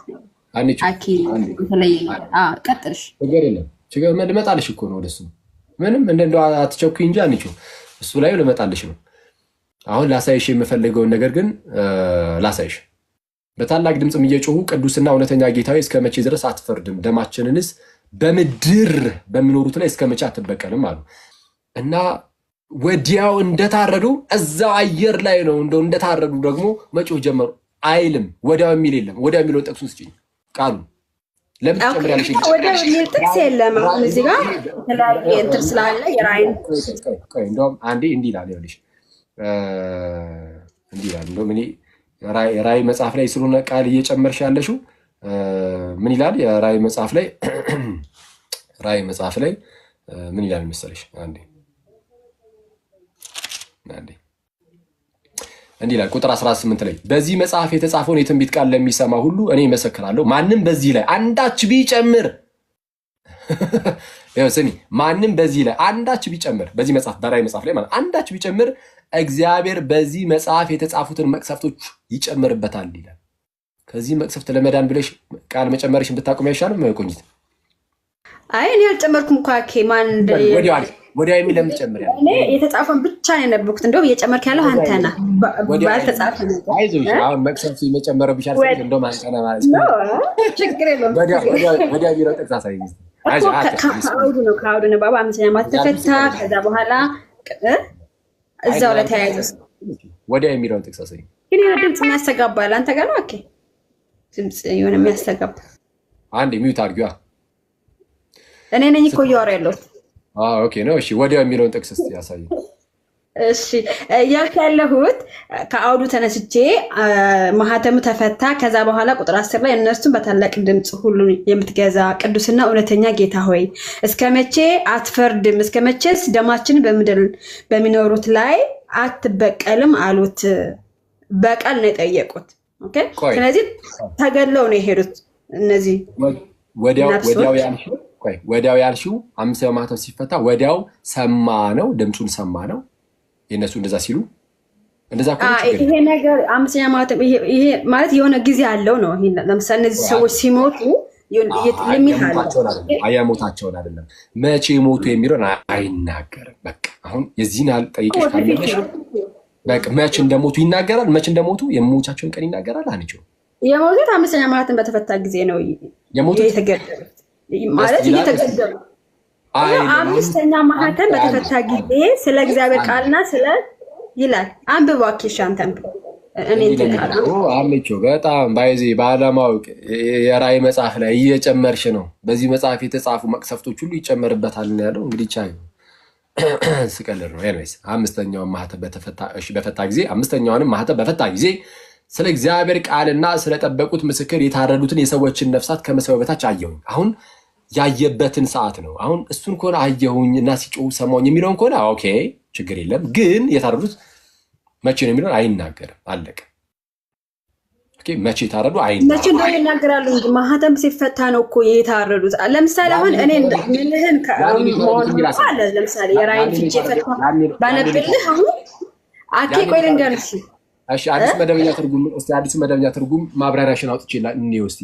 እሱ ራሱ እንደዚህ በዚህ ደረጃ አይቀልድም። እርግጠኛ ሆኜ እኔ አሁን አዲስ መደበኛ ትርጉም አልቀበልም፣ ግን በዚህ ደረጃ እሱ ራሱ አይቀልድም ብዬ እስቲ አይ እኔ ራእይ የተፈታበት መጽሐፍ አለ። ለምሳሌ ግን አንተ ስለማትቀበለው ነው አንተን የምትቀበለው ያልክ ያለሁት።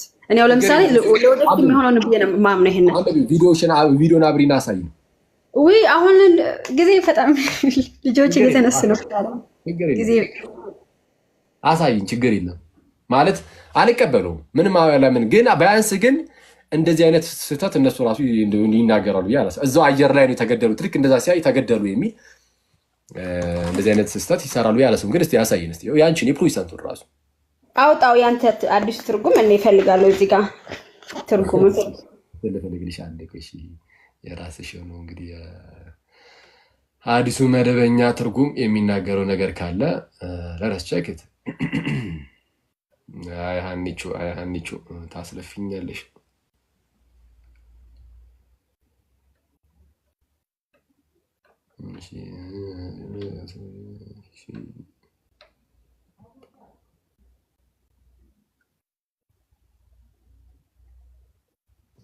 የሆነ ቦታ ደርሼ ስመጣ ስቲል አላችሁ ሰውየው እንዴ አንተ ከሰለቸን ማትወርድ ቆይ እንዴት ኮይን አንተ ጋር መጣ ጋዲ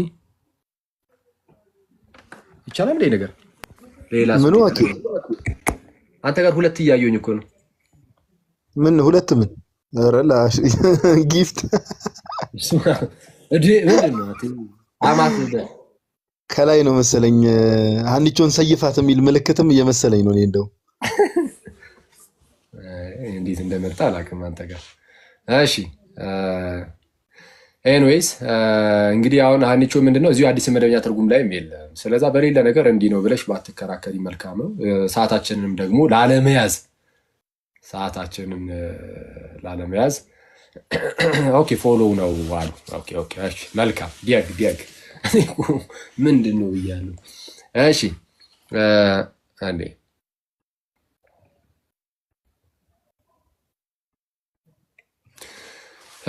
እና በቂ ነው ብዬ አስባለሁ ለማንኛውም እኔ ሐሳቡን እዚህ ጋር ያለውን ሐሳብ ግን ትንሽ ነገር ለማለት ከመውረድ በፊት ግን ከማስረዳት በፊት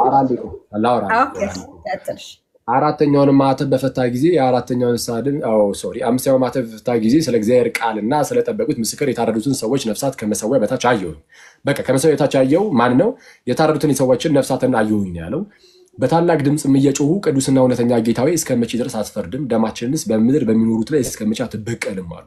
በዚህ ልክ ይህን ጥቅስ ራእይ 6 ነው ብለሽ መጀመሪያ ስትነሺ እነሱማ ያውቃሉ ብለሽ ነበር። በዚህ በጣም የሚያስገርመው እሱ ነው። ለእግዚአብሔር ቃል አትታመኑም ያልኩህ ይኸው ያውቃሉ ብላችሁ ስለምትነግሩኝ አዲስ እኮ አይደለሁም። አኬ ይህንን በሰማይ ያለፉት ያውቃሉ ለማለት ነው። ችግር የለም። ኤኒዌይስ ምንድን ነው አንደኛ ያውቃሉ። ይኸው እነዚህ ሰዎች ምድር ላይ እየተከሰተ ያለውን ነገር አውቀዋል። በምን መልኩ አወቁ አናውቅም። ሳይሆን ነፍሳቶች ይናገራሉ ለማለት ነው እንጂ ምድር ላይ የሚከናው ነገር አያውቁም። አሁንም ደግምልሃለሁ አያውቁም። እንዴት አወቁ እነዚህ? ሰየፍካት አኪ ይበቃታል። በጣም ዛሬ ከመጠን በላይ 2000 ምናምን ሰው ደካ አድርገን ሐሳቡን ግን ቀጥለው አንተ እና በምድር ላይ የሚፈጠረውን ነገር ያውቃሉና ያንን ተናገሩ ነው። እስከ መቼ ነው ማትበቀለው ብለው የተናገሩት በምድር ላይ ምን እየተፈጠረ እንዳለ ስለሚያውቁ ነው። ማለት በቀን እስከ ሰዓት ድረስ እንዳሉነ ስለሚያውቁ ይሄ ምልጃ እኮ አይደለም ሊሉ ይችላል። አሁን ምልጃ ነው እያልን አይደለም። አሁን ለጊዜው አሁን እየነገርኳቸው ያሉት የትኛው ነው ግን አትሊስት እንደሚያውቁ ኦኬ። በምን መንገድ አናውቅም። አንተነትንም እኛ ተንታኞች አይደለንም። የስኮላስቲሲዝም የሚባል ነገር አለ። የሆነ ነገር ሲመጣ በቃ እሱን ለማብራራት መጋጋጥ አያስፈልገንም። እግዚአብሔር ይገልጥላችኋል። ኦኬ በምን መልኩ በዛ ነው በዚህ ነው የሚል ነገር ሳንገባ በቃ ይኸው አውቀዋል። ኦኬ አውቀዋል። ምልጃ ነው አይደለም? ይሄ ምልጃ ነው። ግን ሁለት አይነት ምልጃ አለ። አጌንስት የሆነና ኢንፌቨር ኦፍ አደርስ የሆነ ማለት ነው። ስለሆነ ሰው የሆነ ሰውን ወግናችሁ ስለሆነ ሰው ስትጸልዩና ኦኬ እና ደግሞ አጌንስት ሆናችሁ ጸልዩ። ምልጃ ኤንቶካኑ አይደለ? በግሪኩ ኤንቶካኑ የሚለው ላይ ለምሳሌ ሮሜ ላይ አለ አይደለ? ሮሜ 8:34 ላይ ስለኛም የሚማልደው የሚለው ኤንቶካኑ የሚለው ላይ አጌንስት ሆኖም ሊመጣ ይችላል። ራሱ ኤንቶካኑ አጌንስት ሆኖ ደግሞ ሊመጣ ይችላል። ለምሳሌ እዛው ሮሜ ምዕራፍ 11 ላይ እንዳለው ማለት ነው። የቱ ጋር? ሮሜ ምዕራፍ 11 ቁጥር 2 ላይ ማለት ነው። ሮሜ ምዕራፍ 11 ቁጥር 2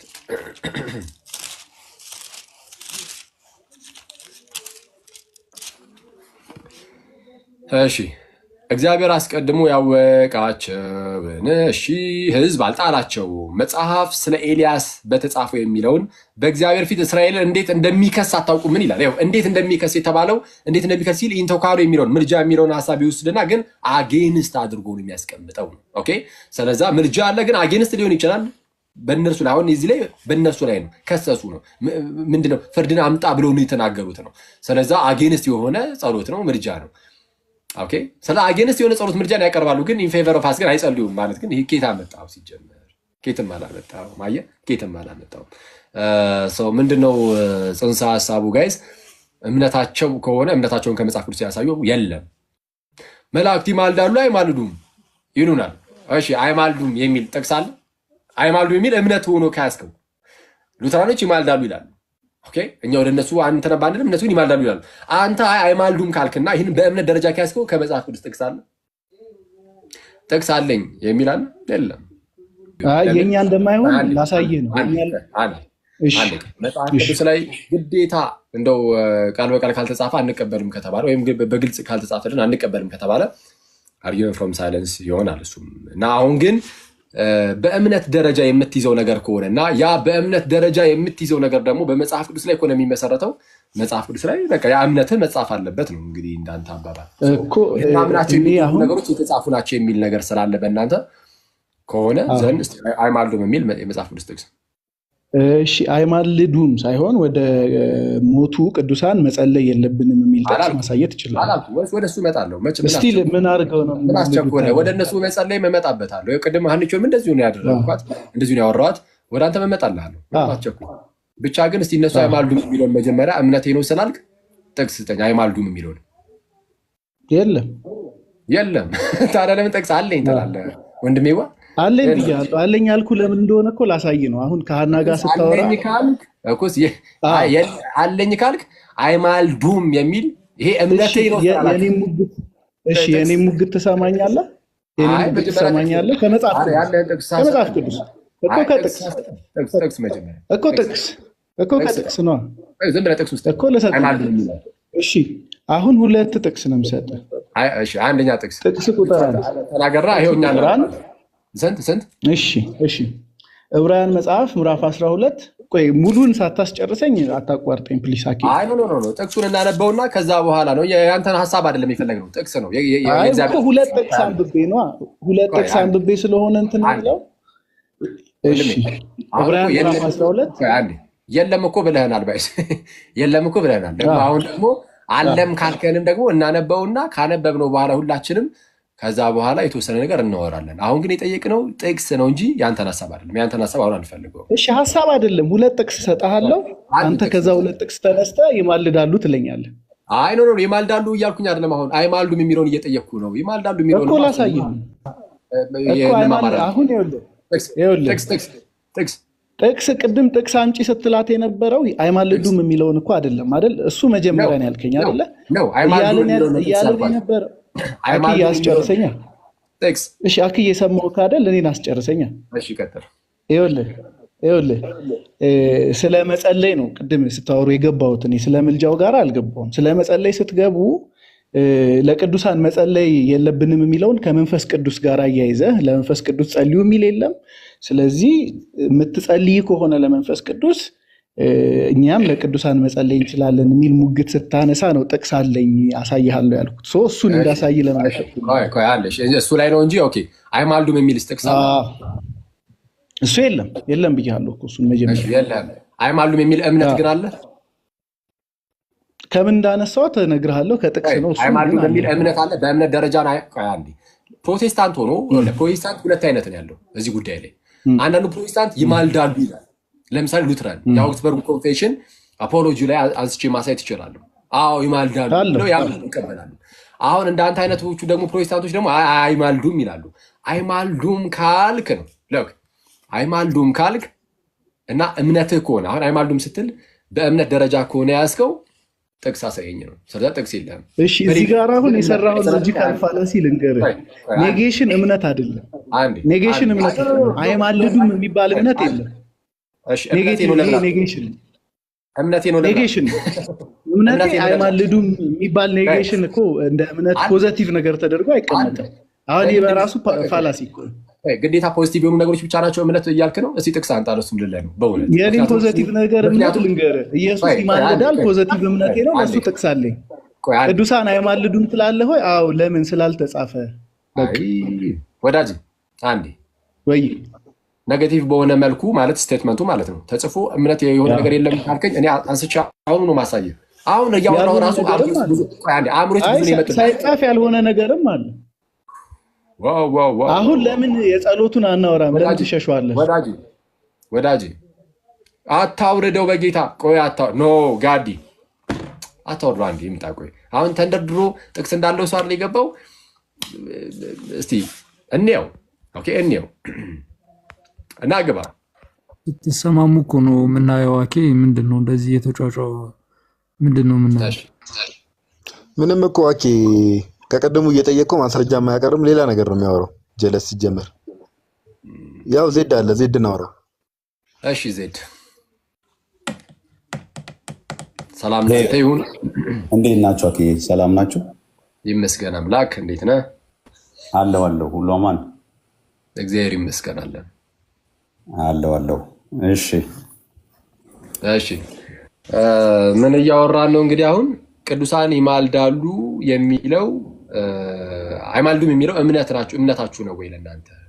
አይማልዱም የሚለው ይማልዳሉ ተብሎ የተጻፈ ስለሌለ አይማልዱም የሚለውን ያው ይማልዳሉ የሚል ስላላገኘን አይማልዱም ብለን ነው የምናስበው። መናገር አንድ ጊዜ ስማኝ አኬ፣ እድል ስጠኝ እንጂ። እሺ አላገባም፣ እድል ስጠኛ። የጠየቀኝ ንገረኝ እኮ ነው። አላገባም አግብቶ ኢየሱስ ክርስቶስ በምድር እያለ ሚስት አግብቷል የሚል መጽሐፍ ቅዱስ ላይ ስለሌለ ሰው ቢሆንም ያንን ደግሞ ካላደረገ ደግሞ ማለት አግብቷል ካላለን ደግሞ ለወሲብ ፈጽሟል ልንል የምንችለው። ስለዚህ አግብቶ ነበረ ሊያስወርድ ነው። እንደዚህ ጮኸ ለመውረድ እኮ ነው የመጣው። አዝናለሁ። አንዴ እየሰማ አላገባም ኢየሱስ በስጋ ሲኖር። ማስረጃ የለም፣ መጽሐፍ ቅዱሳዊ ማስረጃ የለም። አላገባም የሚል ማስረጃ የለንም። ማስረጃ የለንም። እኔ እስከዛሬ አላየውም። እንግዲህ መጽሐፍ ቅዱስ ላይ አግብቶ ነበር የሚል አላገባም የሚል እኮ ነው ያልኩህ እኮ። አግብቶ ነበር የሚል ስለሌለ አላገባም። በአጭር ቃል አግብቶ ነበረ የሚል ከሌለ በቃ ምንም ቢፈጠር አላገባም። እሺ እመቤታችን አግብታ ነበር የሚል አለ? ልጆች እንዳላት መጽሐፍ ቅዱስ ይናገራል። አግብታ ነበር የሚል አለ? ታጭታ እንደነበረ መጽሐፍ ቅዱስ ይናገራል። ከዛ በኋላ ደግሞ ታጭታ እንደነበረ ይናገራል። ከዛ በኋላ ደግሞ ልጆች እንዳላት ይናገራል። ልጆች ካላት አግብታለች። ልጆች አላት የሚል ጥቅስ ስጠኝ። ወንድሞቹ ልጆች አላት የሚል ጥቅስ አለ ብለኛል። ጥቅስ እሱ እሰጣለሁ። ወንድሞቹም ይላል መጽሐፍ። ልጆች አላት የሚለውን ጥቅስ እመቤታችን ልጆች አላት የሚል ወይም የእሷ ልጆች ተብሎ የተጠቀሱ ጥቅስ ምን ችግር አለው? ላወጣለን። ንገረኝ፣ እኔ ላወጣለን። ቆይ ላወጣለን ወንድሜ። አንዴ ልጆች አሏት የሚል አግብታለች በመጽሐፍ ወንድሙስ ብሎ ሰርቻለሁ። ምን አልኩ? ወንድሙስ ብሎ ሰርቻለሁ።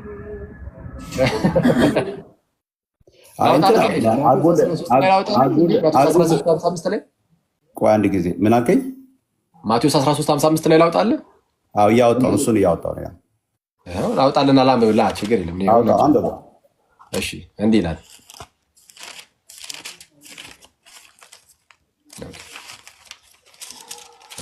የድንግል ማርያም ልጆች ይላል። አሜዚንግ። አኬ ጥያቄን እስኪ ያስታውሰን አንዴ። የእመቤታችን ልጆች።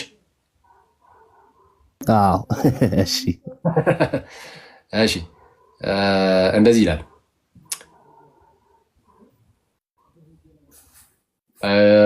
ቁጥር 55 ላይ ይህ የጸራቢው ልጅ አይደለምን ይላል። የጸራቢ ልጅ፣ ጸራቢ የተባለው ማነው? ዮሴፍ ልጅ ነው ኢየሱስ። በቤቱ ያደገ ስለሆነ ልጁን በቤቱ ያደገ ስለሆነ እንጂ በስጋ የራሱ ልጅ አይደለም። ግን ልጁ ተብሎ ግን ተጠርቷል። በስጋ የእርሱ ልጅ አይሆንም። በጣም ጥሩ። ይህን እንዳትረሱ። ይህ የጸራቢ ልጅ አይደለምን? እናቱስ ማርያም ትባል የለምን? ወንድሞቹስ ብሎ ያዕቆብና ዮሳ፣ ስምዖንም ይሁዳም አይደሉምን? እህቶቹስ ሁሉ በእኛ ዘንድ ያሉ አይደሉምን? ይላል። እነዚህ ልጆች እንግዲህ ኢየሱስ የዮሴፍ ልጅ ተብሎ ዮሴፍ ልጅ ከተባለ እነዛ ልጆች ነሰሰርሊ የማርያም ልጆች እንደመሆናቸው በምን ያሳያል? እዚህ ጋር የማርያም ልጆች የሚል እዚህ ጋር ጠቅሴት አለ። እስቲ በጌታ በጣም ጥሩ ጥያቄ። እሺ እድል ስጠኝ። በጣም ጥሩ ጥያቄ። ኦኬ፣ በደንብ አድርጋችሁ ስሙኝ። ከታችም ከላይም ያላችሁ በደንብ ስሙኝ። ሚዩት እንዳታደርጊ ፕሊዝ። በደንብ ስሙኝ። ኢየሱስ የዮሴፍ ልጅ አለመሆኑን ያወቅነው በሉቃስ ወንጌል ምዕራፍ 1 ቁጥር 27 ላይ መልአኩ መጥቶ ለማርያም ስለነገራት ነው። ያወቅነው የዮሴፍ ልጅ መሆኑን እኛ ያወቅነው። እኛም ብንሆን እንደነዚህ ሰዎች አብረን ብንሆን ኖሮ ዮሴፍ በማርያም ቤትና በማን ነው ኢየሱስ በማርያም ቤትና ቆይ አንድ ጊዜ ሰማ ፕሊዝ አታቋርጥ ብያለሁ። ስብከት እንድትሰብክ አይደለም እኮ የከፈትኩልህ። የጠየቅኩት ጥያቄ መጀመሪያ አስታውሰኝ። ኦኬ፣ የዮሴፍ ልጅ ሌሎቹ ኢየሱስ ክርስቶስ የዮሴፍ ልጅ ተብሏል። ሌሎቹ የዮሴፍ ልጅ ማለት ሳይወልደው ከተባለ እነዛንስ መውለዷን በምን አወቀን ነው አይደል? የማርያም ልጆች መባሉን ከየት አመጣው? እዚህ ጋር የማርያም ልጆች ይላሉ ወይ ነው? ቀጥታ ወደሱ ገባ። የማርያም ልጆች የሚለውን አሳየኝ። የማርያም ልጆች የሚለውን እንዴ? ይሄው እኮ አሁን እኮ አንተ አነበብከው ራስህ። እየሰማኸኝ ካላወራህ አንግባባም። ኦኬ፣ የማርያም ልጆች ብሎ ነው የሚያስቀምጣቸው መጽሐፉ ወይስ አይደለም? ነው ወይም አይደለም? ወንድሞቹ እህቶቹ ብሎ ይጠቅሳል። የጠየኩን አሰማም እንደ አንተ ያው መለስኩልህ። አይ ኖ ዜድ ነው ፕሊዝ። እንግዲህ እንደዚህ እንትን አንበል። ስትጠየቅ የምትጠየቀውን መልስ፣ ከዛ በኋላ ማብራሪያውን ታስቀምጣለህ አልኩህ እኮ። ስለዚህ አንተ እነዚህ ሰዎች በቤቱ ያሉ አይደሉም ማለት አንዴ ቆይ፣ እኔ እንደዛ አላወራሁም። ቆይ አንዴ የኔንማ ሀሳብ መች ሰማ? እኔ ከዚህ በፊትም ሳስረዳው አትሰማ። ስለ እመቤታችን ድንግልና ሳወራ እኮ ይህን ነገር እንኳን ስቼ እኮ አብራርቼ ነበረ ከታሪክ አንጻር ማለት ነው። ኦኬ፣ አሁን እሱን አንድ የያዘውና መጽሐፍ ቅዱስ ላይ ነው የምልህ የማርያም ልጆች ተብለው ከኢየሱስ ውጭ የተጠቀሱ አሉ ወይ? ዮሐንስ ተጠቅሷል መስቀል ላይ እነሆ እናትህ እነሆ ልጅሽ ስለሚል ራሱ ኢየሱስ። ዮሐንስ ደግሞ የእርሷ ልጅ እንዳልሆነ እናውቃለን። ከዛ ውጭ ግን የድንግል ማርያም ልጆች ወይም የማርያም ልጆች ተብሎ ከኢየሱስ ውጭ የተጠቀሰ አለ ወይ? በቤቱ ያሉት ተጠቅሰዋል። የማርያም ልጆች የሚለውን ጠቅስ ስጠኝ። ተጠቅሰዋል ብለሃል። የማርያም ልጆች ተብሎ የእናትስ ማርያም አይደለችም ወይ ተብሎ ተጠይቆ ልጆች በስንት ዜዶ ውረድ፣ በቃ ይቅርታ። ወይም ሚዩት አድርግና ተቀመጥ። ዝም ብለህ ቁጭ ብለህ ባትወርድም ችግር የለም፣ ግን ከአሁን በኋላ እንዳታወራ እሺ? ሚዩት አድርገው፣ ሚዩት አድርገው ፕሊዝ። ይሰማል? አዎ ይሰማው ነው። ለምን ፈልገህ ነው እንደዛ? አይ በቃ ሚዩት አድርገው። ማውራቱ እንድታወራ አልፈለግኩም። በቃ ተው። ጭቅጭቅ ስለሆነ ጭቅጭቁን አልፈለግኩትም አሁን እንድንጨቃጨቅ እንዲሁ ድርቅና ስለሚሆን። ምክንያቱም መጽሐፍ ቅዱሳችን ላይ የማርያም ልጆች ተብለው የተጠቀሱ የሉም። ኦኬ፣ የሉም። የማርያም ልጆች የሚል ጥቅስ የለም። ጥቅስ አምጡ ሲባል የለም። ወንድሞች ተብሏል። ታዲያ ወንድሞች ቢባል እንዲሁ የግዴታ እንደ ወንድሞች ስለተባለ ብቻ በቃ የእናት ልጆች ስለሆኑ ነው ይባላል? እንደዚህ አይነት ድምዳሜ ከየት መጣ? የለም። አየህ፣ ጥቅስ አምጡ ሲባል የለም። ቢጠየቅ ጥቅስ ከየት ይምጣ? ምንም ጉዳይ የትኛውም የእምነት ላይ እዚህ ላይም ሆነ አስቀድሞ የጌታችንን አግብቷል ብሎ የተነሱ ሰዎች አሉ። አግብቷል፣ ኦኬ፣ አግብቷል ብሎ የተነሱ ሰዎች አሉ። ኦኬ፣ በክርስትና ውስጥ ጌታችን ኢየሱስ አላገባ ማለት ጋብቻን የምንጸየፍ ሆነን አይደለም። አክቹዋሊ ጋብቻን የምንጸየፍ ሆነን ሳይሆን ግን ኢየሱስ እርሱ በስጋ የተገለጠ አምላክ እንደመሆኑ እንዲህ አይነት ነገር ውስጥ የለም፣ አልገባም። ምንድነው መጽሐፍ ቅዱስ ላይ ግን አላገባም የሚል ቃል በቃል አለ። እንደዚህ አይነት አገላለጽ የለም። አሁን ቃል በቃል እንደዚህ አላገባም አይልም፣ ግን አላገባም የሚል እምነትን ነው የተያዘው።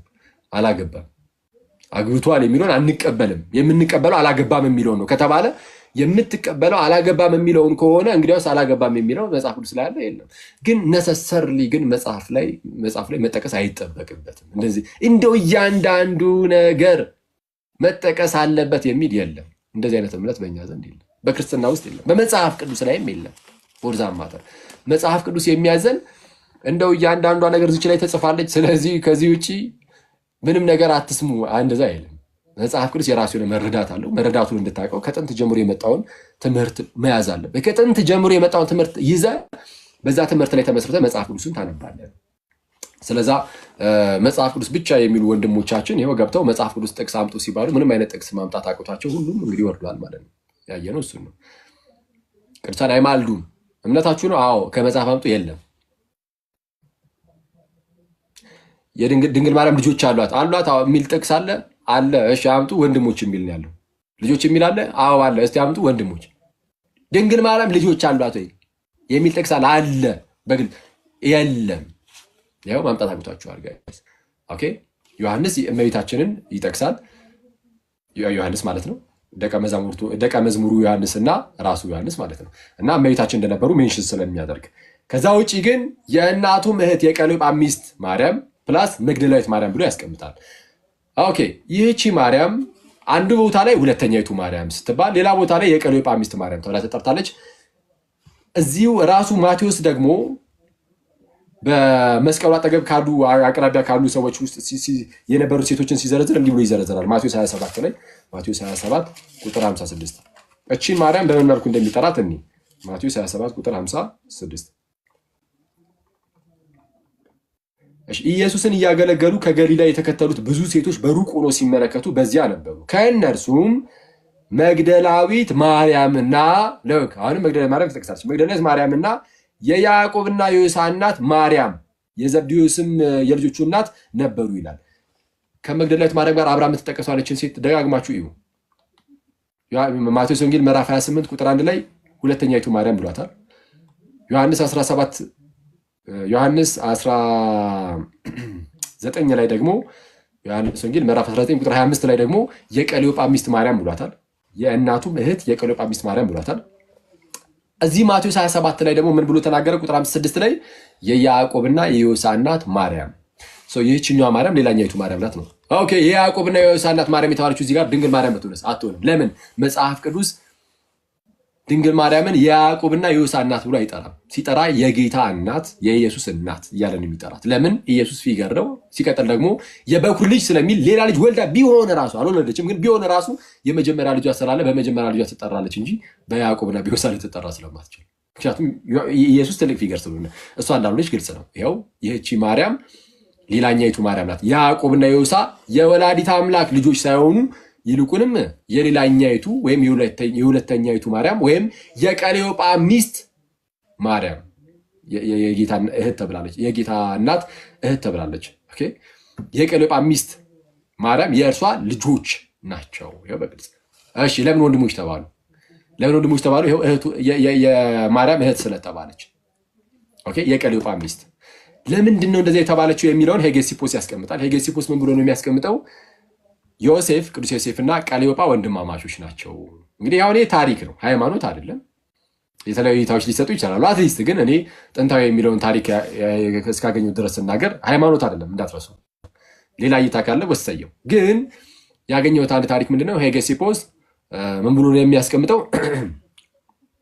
በጣም ለታሪኩ ቅርብ ዘመን ላይ የነበረ ሰው ነው እና የሄጌሲፖስን ቃል ደግሞ አውሳቢዎስ አስተላልፎልናል በቸርች ሂስትሪው ላይ ማለት ነው፣ የክርስቲያን ታሪኩ ላይ እና ምን ይላል? ቀለዮጳና ቅዱስ ዮሴፍ ወንድማማቾች ናቸው። የቅዱስ ዮሴፍ ጮኛ ተብላ እንግዲህ ያለችው እመቤታችን ናት። የቀለዮጳም ደግሞ ሚስት የተባለችው ማርያም ናት። የሁለቱም ስም ማርያም ነው አክቹዋሊ። እና ሁለቱ ወንድማማቾች ናቸው። ወንድማማቾች ስለሆኑ የወንድማማቾች ልጆች ተብሎ የሚጠሩት ነው። ኤኒዌይስ የቀለዮጳ ሚስት ማርያም የእርሷ ልጆች ከሆኑ ያዕቆብና ዮሳ፣ ጌታችን ደግሞ የዮሴፍ ልጅ ተብሎ ስለሚጠራ የወንድሞቹ ልጆች ናቸውና ወንድማማቾች ተብሎ ተጠርተዋል። ሀሳቡ እንደዛ ነው። ኤኒዌይስ ሄጌሲፖስ ታያችሁ እንዴ ወይ? ግን ብትወልድ ምን ችግር አለው? መውለድ ኃጢአት ነው እንዴ? ማግባት መውለድ ኃጢአት ነው? ብትወልድ ምን ችግር አለው የሚል ኮመንት ተደጋጋሚ እያየው ነበርና ጥቂት ፈለበት እስኪ። እቺ የሆነ ጊዜ ላይም እንደዚህ ዲቤት ሳያደርግበት ከአንድ ፕሮቴስታንት ወንድም ጋር እንደዛ ብሎ ነበረ። ድንግል ናት አይደለችም የሚል ውይይት ውስጥ ገብተን አስበው እንዴ ድንግል ባትሆንስ ምን ችግር አለው ብሎ እንትን ሲልና ድንግል ባትሆንስ ወይ ብትወልድስ ምን ችግር አለው? ምንም ችግር የለም። አክቹዋሊ ምንም ርኩሰት አይደለም። ኦኬ ምንም ርኩሰት አይደለም። ግን መጽሐፍ አይልም። የኤርሲያን ታሪክም አይልም። የኤርሲያን ታሪክ የማይለውን መጽሐፍ ቅዱስ የማይለውን እችን እንደ ሽፋን ወስደ በቃ አወልዳለች የሚል ምንፍቅናን ማስተማር አትችልም። ሲቀጥል ደግሞ ያ ማህፀን እጅግ የተቀደሰ ማህፀን ነው የእመቤታችን። ለምን? አምላክ በስጋ ያደረበት ነው። አምላክ በስጋ ያደረበትን ማህፀን ሌላ ነገር ያድርበታል ብሎ ማሰብ ይሄ ከባድ ነው። የማይሆን ነው። ከዛ አንጻር የማይታሰብ ነው። በመጽሐፍ ቅዱስ ላይም ትምህርቱ የለም፣ በኤርሲያን ታሪክ ውስጥም የለም። በኤርሲያን ታሪክ ውስጥ የለም ማለት እንዲህ ብለው የተናገሩ ሰዎች ነበሩ። ለምሳሌ እንደነ ሄልቪዲዩስ አይነት ሰዎች እነ ሄልቪዲዩስ ተነስተው አንድ ሄልቪዲዩስ የሚባል ሰው ተነስቶ ድንግል ማርያም ጌታን ከወለደች በኋላ ወልዳለች ብሎ ተነሳ። መናፍቅ ነው፣ ተወገዘ። ወይም ደግሞ እነ ቅዱስ ጄሮም ምንድነው አጌንስት ሄልቬዲዩስ ብለው ወይም ኦን ዘ ፐርፔቹዋል ቨርጂኒቲ ኦፍ ሴንት ሜሪ ብለው ጻፉ እና በዚህ ደረጃ ኢማጂን። ስለዚህ መናፍቃን ይሄን የሚሉት እና ምን እያልኳችሁ ነው? አንደኛ ያ ማህፀን የጌታ ማደሪያ እንደመሆኑ ጌታ ያደረበት እንደመሆኑ፣ ሲቀጥል ደግሞ ዮሴፍ ከመቤታችን ጋር ዘመድ ስለሆነ መውለድ አይችሉም። ስለዚህ አይሆንም የምትሉት አያስኬድም። ኦኬ እንዴት ዘመድ ሆነ ምናምን የሚለውን ከዚህ በፊት አሳይቻችሁ ነበረ፣ ከዛ በማቴዎስ ወንጌል ማለት ነው። ሲቀጥል ደግሞ ትንቢት በሕዝቅኤል ላይ የተነገረው ሕዝቅኤል 44 ላይ ተዘግታ ትኖራለች የሚለው ለእመቤታችን ድንግልና ተደርጎ ሲሰጥ እናያለን። በአባቶች ውስጥም በፕሮቴስታንት አባቶች ውስጥም ለምሳሌ በነ ኡልሪክ ዘዌንግሊ ያንን ጥቅስ ለእመቤታችን ሰጥቶ ይናገራል። አይ ሲጨንቀው ቅድም ያው ዜድ የተወሰነ ጊዜ አውርተናልና የሚመልስበት መንገድ ያስቀኛል። ቀጥታ ማርያም ልጆች አሏት የተባለ አለ ሲባል ወንድሞቹ የተባሉ አሉ ብሎ ያመጣል። የተጠየቀው ቃል በቃል ጥያቄ እንደሆነ እሱም እኛም እናውቃለን። ነፃ ልጅ የለም እዚህ ጋርና ሲጨንቅ ብዙ ጊዜ እንዲህ አይነት አካሄድ እና ተደርቦ የማውራት ልምድ አለብህ ዜድ ወገናችን። እሷን ብትተዋት ደስ ይለናል እና ጥሩ መልስ ስለተመለሰልህ እሱን ደግሞ ገብተህ እንድታጠና መቼም የቤት ስራ አድርገህ ብትወስዳት አይከፋንም እኛ አንተ ካልከፋ ማለት ነው። ያው እውቀት በየጊዜው እየጨመረ የሚሄድ ነገር ስለሆነ እሷን ነገር ደግሞ ጨመር ብታረጋት ደስ ይለናል እና ቀጥሉ። ጋዲ አለ ወይ አቡዬ? ወይ እስኪ ስላልተጻፈ የለም ማለት ነው የሚለውን አይነት ሐሳብ እስኪ ጥቂት ሐሳብ ስትበት። ኦኬ አዎ እንደዛ ከሆነ ብዙ ነገሮች ባይዘዌ መልሶ ባክፋየር የሚያደርገው ፕሮቴስታንቶች ላይ ነው። ብዙ ነገሮች ከፕራክቲስ ከልምምዶቻቸው ራሱ ስንመለከት ለምሳሌ አቡዬ አሁን ልሳን የሚሉት ነገር ጂበሪሽ አለ አይደለ? መጽሐፍ ቅዱስ ላይ ቃል በቃል የተጻፈ ነገር የለም። ወተት የሚለው ነገር ወንጌል ላይ አልተጻፈም፣ ወር መልእክታት ላይ የለም። ወይ ደግሞ እንደዚህ በሉ ብሎ ግጥሙ ኦር የሆነ ወርዲንግ አልተጻፈም። ለምሳሌ እንደዛ ማለት ኦኬ፣ እንደዛ ቃል በቃል ስላልተጻፈ ፕሮቴስታንቶች ልምምድ ማቆም አለባቸው ማለት ነው። በእነሱ አንደርስታንድ ይሄድ እያንዳንዱ ነገር የመጽሐፍ ቅዱስ ብቻ ሁሉ ነገር የተጻፈ የሚለው አይዲዮሎጂ ራሱ ብዙ ነገር እነሱ ላይ ባክፋየር ያደርጋል። ለምሳሌ በካልቾ ሰዎች መፈወስ ብዙ ልምምዳቸውን ብንመለከት፣ በተቃራኒው ግን ለምሳሌ ሴት ልጅ እንድታስተምር አልፈቅድም ብሎ ቅዱስ ጳውሎስ ጽፏል ቃል በቃል አንደኛ ጢሞቴዎስ ምዕራፍ 2 ቁጥር 12 ላይ በማህበር ማለት ነው። ፕሮቴስታንቶች ግን ያንን ተቃራኒ ነው የሚያደርጉት ብዙ ጊዜ ስንመለከትና አያስኬድም ሎጂኩ። ከዛ ባለፈ ይሄ ብዙ ጊዜ ተብሎበታል አይደለ? ከዚህ በፊት ወንድሞች የሚለው ተርሚኖሎጂ በአይሁድ ልማድ የብሉይ ኪዳንን እኮ ጥቅስ ከዚህ በፊት አንስተን ተማምረንበትም እናውቃለን አይደል? የብሉይ ኪዳንን ልምድ የብሉይ ኪዳን ጥቅሶችንም ወንድሞች ሲባል ምን ማለት ነው? ቀጥታ በስጋ አንድ እናት አንድ አባት ያላቸው ናቸው የመጽሐፍ ቅዱስ ወንድሞች እያለ የሚጠራቸው የሚለውን ነገር ከዚህ በፊት ሐሳብ አንስተን ተመልክተናልና ቅድም ሐኪም ሲያነሳው ነበረ፣ ለሃኒቾም ሲያነሳላት ነበረ። ወደ መንፈስ ቅዱስ ለምሳሌ የጸለየም ወደ ጸልዩ ተብሎ የተጻፈም ነገር መጽሐፍ ቅዱስ ላይ ለምሳሌ የለም። ስላሴ የሚል ቃል ለምሳሌ ቃል በቃል መጽሐፍ ቅዱስ ላይ የተጻፈ ነገር የለም። ለምሳሌ እነዚህ ነገሮችን እንመልከት። ወደ መንፈስ ቅዱስ የጸለየም የለም፣ ጸልዩ ተብሎም አልተጻፈም። ከዛ ባለፈ ደግሞ ስላሴ የሚለው ቃል ትሪኒቲ የሚለው ቃል ራሱ ቃል በቃል መጽሐፍ ቅዱስ ላይ የለም። ኦኬ አሁን ቅድም ዜድ ያነሳውን አርጊመንትና ላይክ አፕላይ እናድርግ ከተባለ ምንድነው ስላሴ የሚል ቃል መጽሐፍ ቅዱስ ላይ ስለሌለ ስለዚህ ተቃራኒውን ነው የምንወስደው ስላልተጻፈ። ይሄንን ስለምን አፕላይ ያደርግም ለራሱ? ኦኬ ስላሴ የሚል ቃል መጽሐፍ ቅዱስ ላይ ከሌለ የዜድን አርጊመንት እንያዝና ስለዚህ የተጻፈ ነገር ከሌለ ተቃራኒውን ነው የምንወስደው ካለ ኦኬ ስላሴ የሚል ቃል ለምሳሌ መጽሐፍ ቅዱስ ላይ የለም። ስለዚህ ማመን ያለባቸው ስላሴ የሚለውንም ተርሚኖሎጂ መጠቀም የለባቸው። ለምን? የተጻፈ ነገር ስለሌለ። ኦኬ እና አንዳንዴ ያው ወንድሞቻችን የሚያነሱት አርጊመንት ትንሽ ከባድ ነውና ጥሩ ነው። ብቻ ብዙ ነገር አይተንበታል። አቡዬ የምጨምረው ነገር ካለም እዚህ ላይ ጨምርበት። ስፒሮስ የት አለ? ስፒሮስ አስገቡ እያለ ነው። ስፒር ገስት ላክ ካለ ሜቢታችን ላይ ቀጥሎ አቡይ ሄሉንም አስገባት ከቻለች። ለማንኛውም እንደተባለ ነው ያው የተነሳው ርዕስ ከቅዱሳን ምልጃ ጋር በተያያዘ ነውና የቅዱሳን ጸሎት ከሞት በኋላ ይቋረጣል የሚል መጽሐፍ ቅዱሳዊ ክፍል ከሌለ፣ ከሞት በኋላ አይጸልዩም የሚል ከሌለ፣ እነሱ ይጸልያል የሚል አቋም ይዘው ግን ደግሞ እንትን ምንድነው አይጸልዩም ያልነው ይጸልያሉ የሚል ስላልተጻፈን ይላሉ። ይጸልያሉ የሚል ካልተጻፈ አይጸልዩም የሚልም ስላልተጻፈ ይህንን ነው እኮ ቅድም አኬ ሲናገር የነበረው። ይጸልያሉ የሚል ካልተጻፈ እኛውን ማስረዳት እንችላለን ብለን ነው ምናምነው እንደተጻፈ በመጽሐፍ ቅዱስ ላይ በመጽሐፍ ቅዱስ መሰረት ቅዱሳን ከሞት በኋላ መጸለይ ይችላሉ የሚለውን ማስየት እንችላለን ብለን እናምናለን። ግን እነርሱ መጸለይ እንደሚቻል አልተጻፈም ካሉ ስላልተጻፈ አይጸልዩም የሚለውን እስከ አመጡት። አይጸልዩም የሚለውስ መች ተጻፈ ነው እኮ አሁን አርጊመንቱ።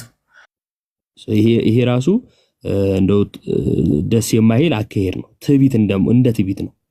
ጳውሎስ ከክርስቶስ ጋር እኖራለሁ አለሁ እያለ አይ ከሞተ በኋላ አይኖርም እያልክ እየተከራከርክ አንተ ግን እዚህ ቁጭ ብለህ እኔ በሰማይ በአብ ቀኝ ተቀምጫለሁ ደግሞ ትላለህ። እና እሱ በራሱ ይጋጫል ብዬ አስባለሁ። ቃልዮት ያሰማልን ነው ዮባዬ። አሁን ምንድነው መሰላችሁ መሀል እያመጣው ያለው ሐሳብ ምንድነው? ሙሌ ድኗል። ምን ጥያቄ ያለው? ሙሌ ወንድሜ ድኗል። አብረን ሙሌ ዳኒ አይ አይደለም እንትን ላሰፈሰፉ ሰዎች በደንብ አድርግ እንትን ለማድረግ ነው። ሙሌ ዳኒ ድኗል። በደንብ በቃ ተዘጋ ማለት ነው። አይሄሉ መዳን በሁለት ሰዎች ሲረጋገጥ ማለት ነው። አንዱን ድኗል ይላል፣ አንዱ ድኗል ሲል በቃ ይሄው ድኗል አለቀ ብሎ ዘጋው ማለት ነው። ስለዚህ መዳንህን ሁሉ ሊወስንልህ ይችላል ማለት ነው። ዜድ ይመቸው። ሙለታ እንኳን መወሰን ይችላል። ስፒር ሰላም ብያለሁ። እኔ እኮ ልቅጠራችሁ አልኩኝ፣ ሁሉንም እያመጣው እንዲጠይቁ እንዲያረጋግጡ እነዚህ ሰዎች ድነዋል እያልኩኝ። አኬ እስቲ አዲሱ መደበኛ ትርጉም ላይ ዮሐንስ 19:25ን እንዴት እንደተረጎሙት ይው ምን እንደሚል አንብበከዋል። እንዲህ ይላል፣ በኢየሱስ መስቀል አጠገብ እናቱ የእናቱ እህት እንዲሁም የቅሌዮጳስ ሚስት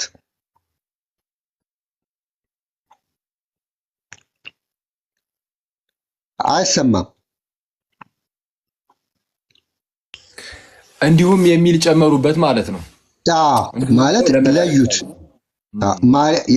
ድንግል ማርያም የምትባል እህት አላት እያለ ነው እዚህ ጋር ፕሮቴስታንት የሚጠቅሱትን ነገረ ማርያም ብላችሁ ስፒሮስ ካላችሁ ስፒሮስ አስማኮፕሎስ ነገረ ማርያም እስቲ ወንድም የሚለው በመጽሐፍ ቅዱስ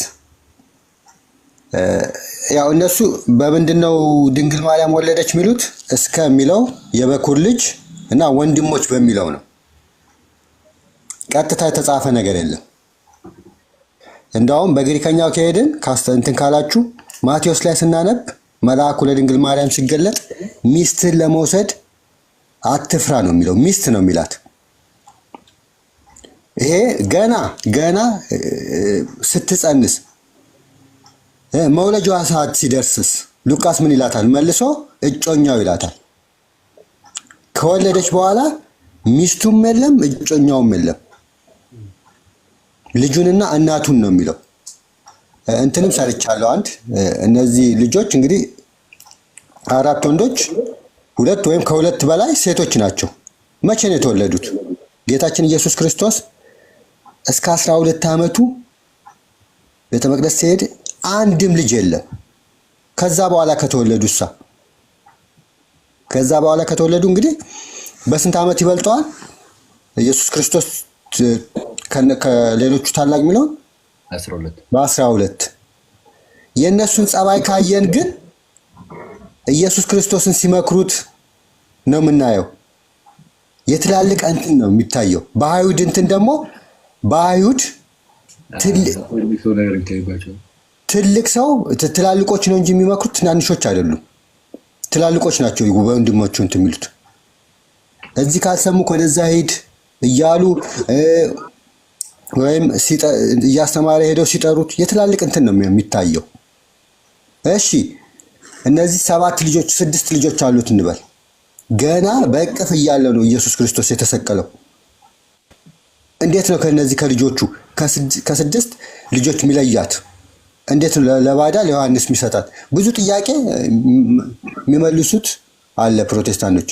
ወንድሞች የሚለውን እስቲ ወንድሞች እና እህቶች የሚለውን በመጽሐፍ ቅዱስ ሺህ ወንድሞች 7000 10,000 እያለ እኮ ይጽፋል መጽሐፍ ቅዱስ ላይ። የአንድ እናት ማለት ነው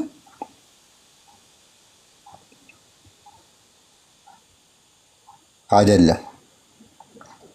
ሎጥንም ይሄንን ያው ብዙ ጊዜ ናኬም ስለተናገሩት አንዴ ነሚያ እንደዚህ ይላል። ወንድሞቹም 128 ይላል። እንደዚህ እየቀጠለ ሌሎችም ገጥ እዚህ ጋር ነገረ ማርያም ብላችሁ እነሱ የሚያመጡትን ማየት ትችላላችሁ። አንድ በአዲስ ኪዳን በአዲሱ መደበኛ ምሳሌ 4:3 እንደዚህ ይላል። በእነሱ መጽሐፍ በአባቴ ቤት ገና ለግላጋ ወጣት ለእናቴም አንድ ልጅ ብቻ በነበርኩ ጊዜ ይላል። ለእናቴም አንድ ልጅ። ሰለሞን ለእናቱ አንድ ልጅ አልነበረም። ይህን የሚናገረው ማን ነው? ለእናቱ ሰለሞን አንድ ልጅ ብቻ አልነበረም።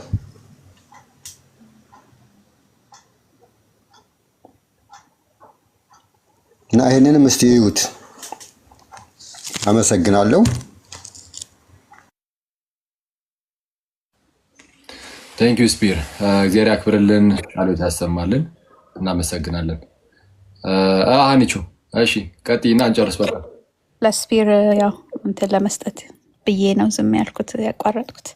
አይ እኔ I just wanted to ask እመቤታችን ወልዳለች ብለው በጣም ያንን ሀሳብ እንትን የሚሉ ሰዎች of all the plausible explanations የጌታ ወንድሞች ስለሚለው ከተሰጡት ማለት ነው of all of those explanations ለምንድን ነው እመቤታችን ወልዳለች የሚለው ኤክስፕላኔሽን አፒል የሚያደርግላቸው የሚል ነገር ጥያቄ ሆኖብኛል። ማለት እሺ ከነዚህ ሁሉ ውስጥ እሷን ብቻ ለምን መረጡ? ይሄንን በጥያቄ እንዲሁን ተውና ያው ምንም መልስ የሚገኝለትም አይሆን ይሆናል። ግን እኔ እመቤታችን ሌሎች ልጆች አልወለደችም የሚለውን ነገር መጀመሪያ የተማርኩት ከአንድ አድቬንቲስት በጣም የታወቀ ፓስተር ነው። ገላትያ ምዕራፍ 4 ላይ አጋርንና ሳራን አድርጎ ያነጻጽራል። ግጥም የጸጋ ልጆችንና የሕግ ልጆችን አድርጎ ነው የሚያስቀምጠው ራሱ ዛሬ እንደዛ ወደ ሁለት ይለያያል። የባሪያይቱ ልጆችና ደግሞ የጨዋይቱ ልጆች እያለ ያነጻጽራል። እርግጥ ነው ይሄ እንደምሳሌ ተጠቅሳለች። ግን ይህ ማለት እመቤታችንና ሳራን አነጻጽሮ በቅዱስ ሚካኤል እንደው ሳራ ትበልጣለች ነው ከእመቤታችን? ይሄ በጣም የሚያስቀው ጌታን እኔ እንደዛ ብሎ የሚያስብ ከሆነ ሰውዬ በጣም የሚያስቀው እና ምንም መለኮት ያወራል። ላኬ ውስጡ አወራ። ችግሩ እሱ ነው። ውስጡ ደግሞ መለኮት ያወራል። አሁን ጥቀስ ቢባል ችግሩ ውስጤ መለኮት አወራብኝ ይላል እና ጥቅስ የለም ነብይ የለም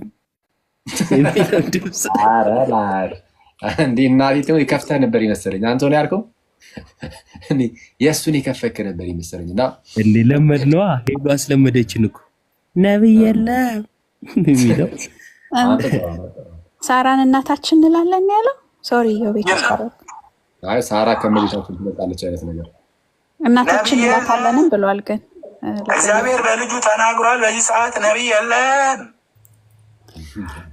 የለም በቃ ነው እኔ ያለውን ይመቸው እና ሳራን እናታችን ካለ እመቤታችን እናቴ እላታለሁ ነው ወይስ አልልም?